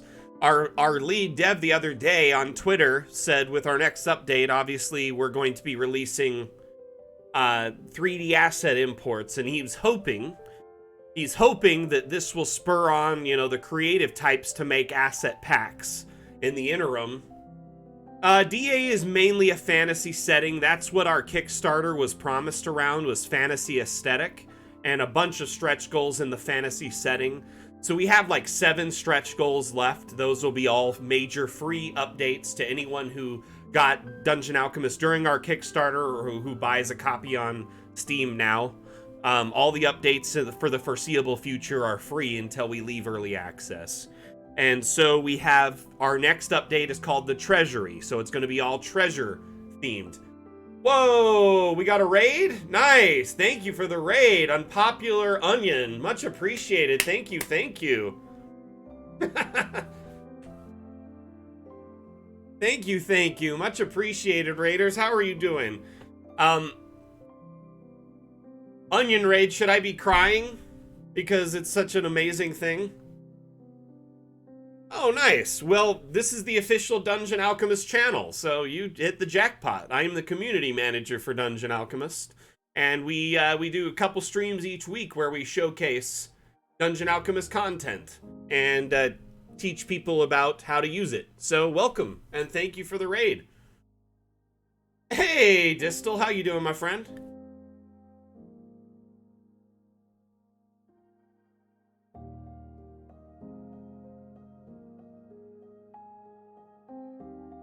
Welcome to the channel. We're actually going to be wrapping up probably in about 10. I'll stay for another 10-15 minutes at least, because I want to let this raid marinate a bit. You know what I mean? I don't like leaving right after a raid, so we'll chill around for a bit. I do appreciate you coming in. How was your stream? Tell us about your channel. You were just making a DA map, or were you streaming some D&D with a DA map or something like that? Tell us about it. I am doing good, man. I've just been, like, kind of spread thin a little bit lately. I think I need some R&R. Things around my house have been breaking. I've been busy with work, both with DA and my own business. And just, you know, just feel like I'm spread thin. So I just think I need, like, a few days off to kind of catch my breath, and then I'll be good. Hope you're well, Distal. otherwise, you know, you and Bun are doing well, I hope. No problem. Just want to say I really enjoy using your software, and the updates you've been putting out have been top notch. Well, I appreciate the love. You know, I don't actually do any of the development or art myself. At best, I have feedback. You know, I have the dev's ear and give my opinions on what I think should be included or what I think, you know, the community would like, because I'm always asking and listening to community feedback. I actually have a notebook of community like ideas and thoughts from streams and share it to them constantly. And one thing particularly, you know, I'm actually very proud of, the tracing, like map tracing thing that's on our upvote is in progress for our next update, was something I really pushed for, actually. So like I try to listen to the community and, you know, push out things that or at least put things in front of the devs' eyes that the community is interested in seeing, or bugs, etc. So the devs are amazing, though. We have 2 developers only, actually, surprisingly. And then a team of support, like artists and UX and UI designers, and then myself. So we're a very small indie team, a lean, mean team, and our devs are just incredibly talented. It's hard to explain, but they work really hard at trying to attack, like accomplish big problems, but at the same time they do it by doing it in small stages. So I like to say what it's called foundational layers. So things like Hero Forge, like the Hero Forge token you see here, that is what I would call a foundational layer towards getting custom 3D asset imports, which is something we're doing on our next update, the Treasury. So, you know, little things like this right now may not seem like a lot, but in the long run, it does build towards something much bigger.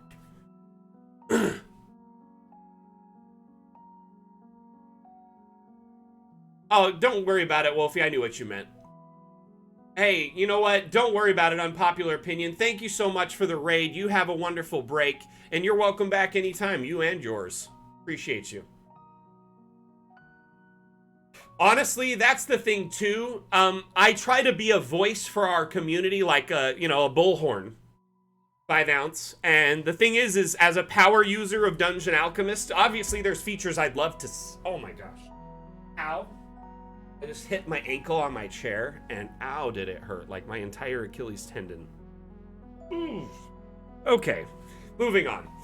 I really do advocate for, you know, the users in our community who want to see certain features. I mean, is Dirty Rollers here? He quite literally asked me for a toggle for the grid, you know, a couple months ago, and I just said, hey, you know, one of our users who is a streamer who is constantly streaming and brought this to my attention. I think, you know, if we could add a hotkey for this and it's a really simple add-on, I think we should do it. And he's like, oh yeah, hotkeys are really easy for me to do. I'll do it. So I was like, cool, do it. You know? So we love to cater to our community. The devs listen to you. They see your social posts. They see your your Twitter posts. They see your Discord posts. They listen to what you are saying constantly, and your feedback, your opinion, your thoughts on Dungeon Alchemist is actually very important to them.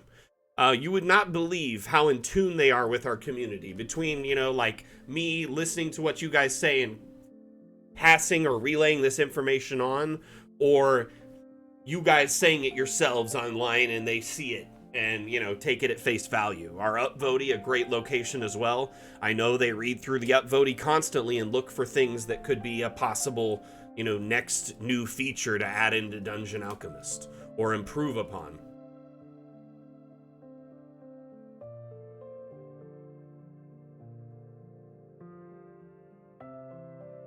Change the art style in one click.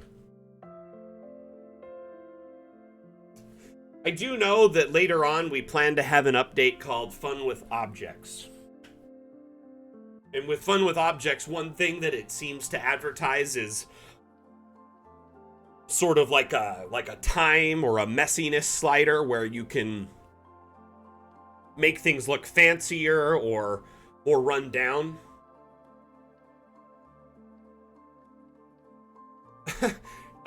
As close as that would be to something like that, I could imagine would be one possibility that you're looking for. Along, you know, completely changing the entire art style, though, I don't see that happening or having us offering something like that. Now, our aesthetics, though, will change. So I guess that could be an art style. So once we have delivered on all our stretch goals, for instance, within Dungeon Alchemist, all of our fantasy-based stretch goals, we plan to offer paid expansions for things like Cyberpunk. There's no way you could do this aesthetic as Cyberpunk. It would have to be just completely different. Now, I apologize if I'm not answering your question to the ability or like scope that you're wanting. I am just the community manager, not a developer. So some of what, you know, you guys ask goes over my head if you know a lot more than me, especially when it comes to like 3D design. Yeah, you know, and honestly, 5 ounce, it is a very important thing to consider.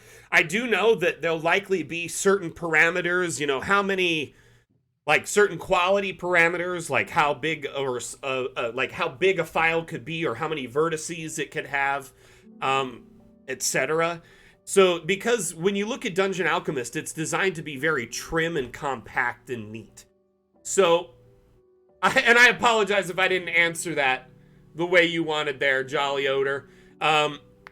So ultimately, though, I do think, like, with custom asset imports, you know, you would be able to do things more along the lines you're wanting to. Another thing that you might want to consider right now that Dungeon Alchemist has is our abstract assets, which are essentially like a blank canvas, and it uses texture mapping to plug in a template onto these. And if you have any kind of art abilities, graphic design, photo editing, these are like a dream come true for you, because you could essentially start plugging in all sorts of assets to Dungeon Alchemist right now.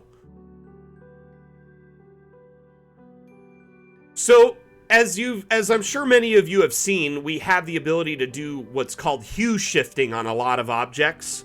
Color sliding is not so optimal, or a color shifter like a hex picker, because not every object has its light and textures and shadows mapped perfectly. If you start messing with the color, it won't look right. That's why we chose the hue shifter.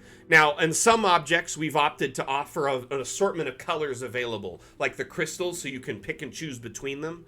I could see, though, offering a variety of hues or colors of wood, because that would make sense with time. Right now, right off the bat, I don't see that happening anytime soon. 1 second here. So back to these abstracts. They have a whole bunch of templates, and we were talking about these earlier on stream, and you probably missed that if you weren't here. These templates are essentially, so we're looking at like the wall one earlier. This is the wall template. This is a 1024 by 1024 image. And if you look at this green area is the safe space, or like the stencil space. And the negative area would be outside of it, and that would be like negative PNG space. And then you would fill in here. This is the top of that wall. These are actually the sides. This would be the front and the back. This would be the bottom. And that would wrap around that green wall we were just looking at to create a wall. So to give you an example here, we have the abstract effects. So I have some walls that my wife and I worked on to create. These are cyberpunk examples here. So here's one, and it wraps around. You know, it's not perfectly light mapped like the other ones are, but it is kind of a step in the direction of customization. Now pair this with, say, 3D assets, custom 3D imports, the ability to paint your assets and import them. You're on the right track.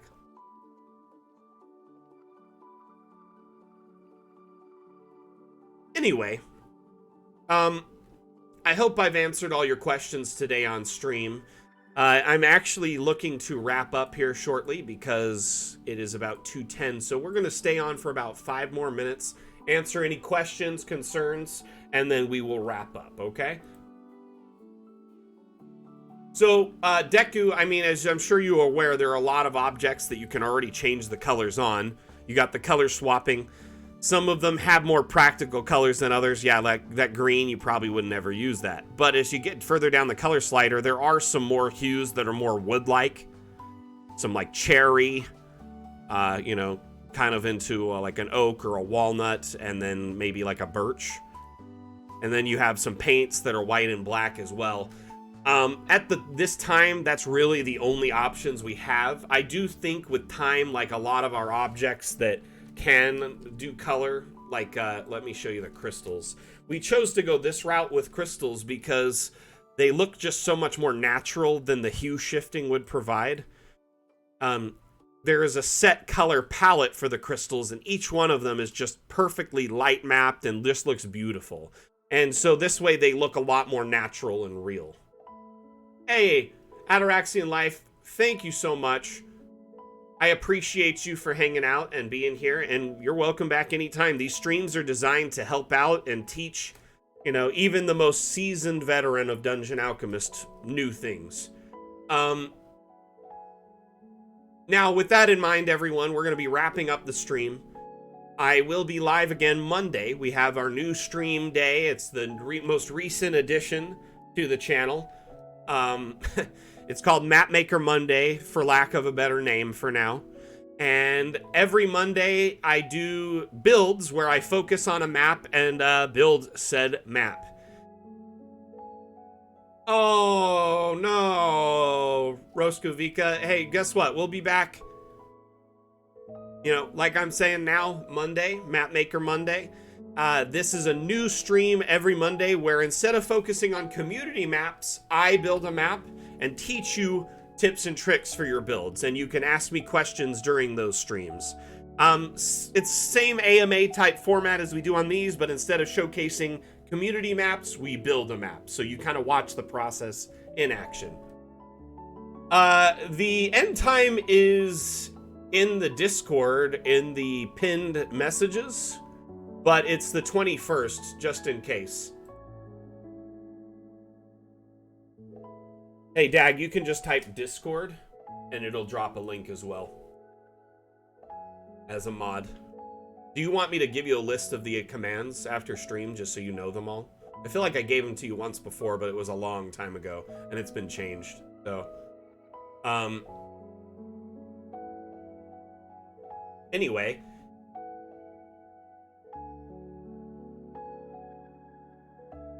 Grabnuck, you know, that would be awesome. For now, you can favorite your own, but yeah, it would be cool to have sorted by types. I do know there's some improvements and UI and quality of life improvements coming to the object menu and object sorting in the near future. Our devs are talking about ways to improve that and improve upon it constantly. One thing particular, I do think they're going to add a scroll bar here very soon, if not this update, maybe the one after.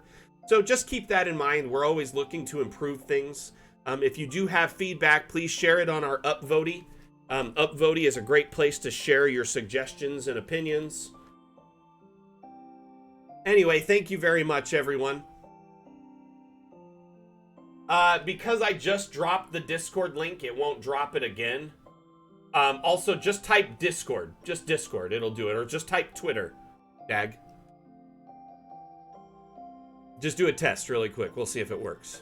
Hey, thank you so much for being here. If y'all enjoyed the stream, make sure you let us know on the socials and in Discord. You know, just a quick comment. Hey, enjoyed the stream. Stream was awesome. Stuff like that. That way, you know, we know for sure. Is there an abstract secret door? Not at this time, but that's a great, great suggestion, Hagrid. Hey, Heronimo, thank you for being here.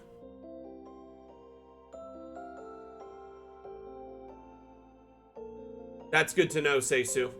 See, there you go, Dag. So there's a limit on every command. It can only be issued once per minute to prevent from spam. Each command has a 1-minute timer. Thank you, everyone. I'll see you next time. I give a damn. Mac out. See you later.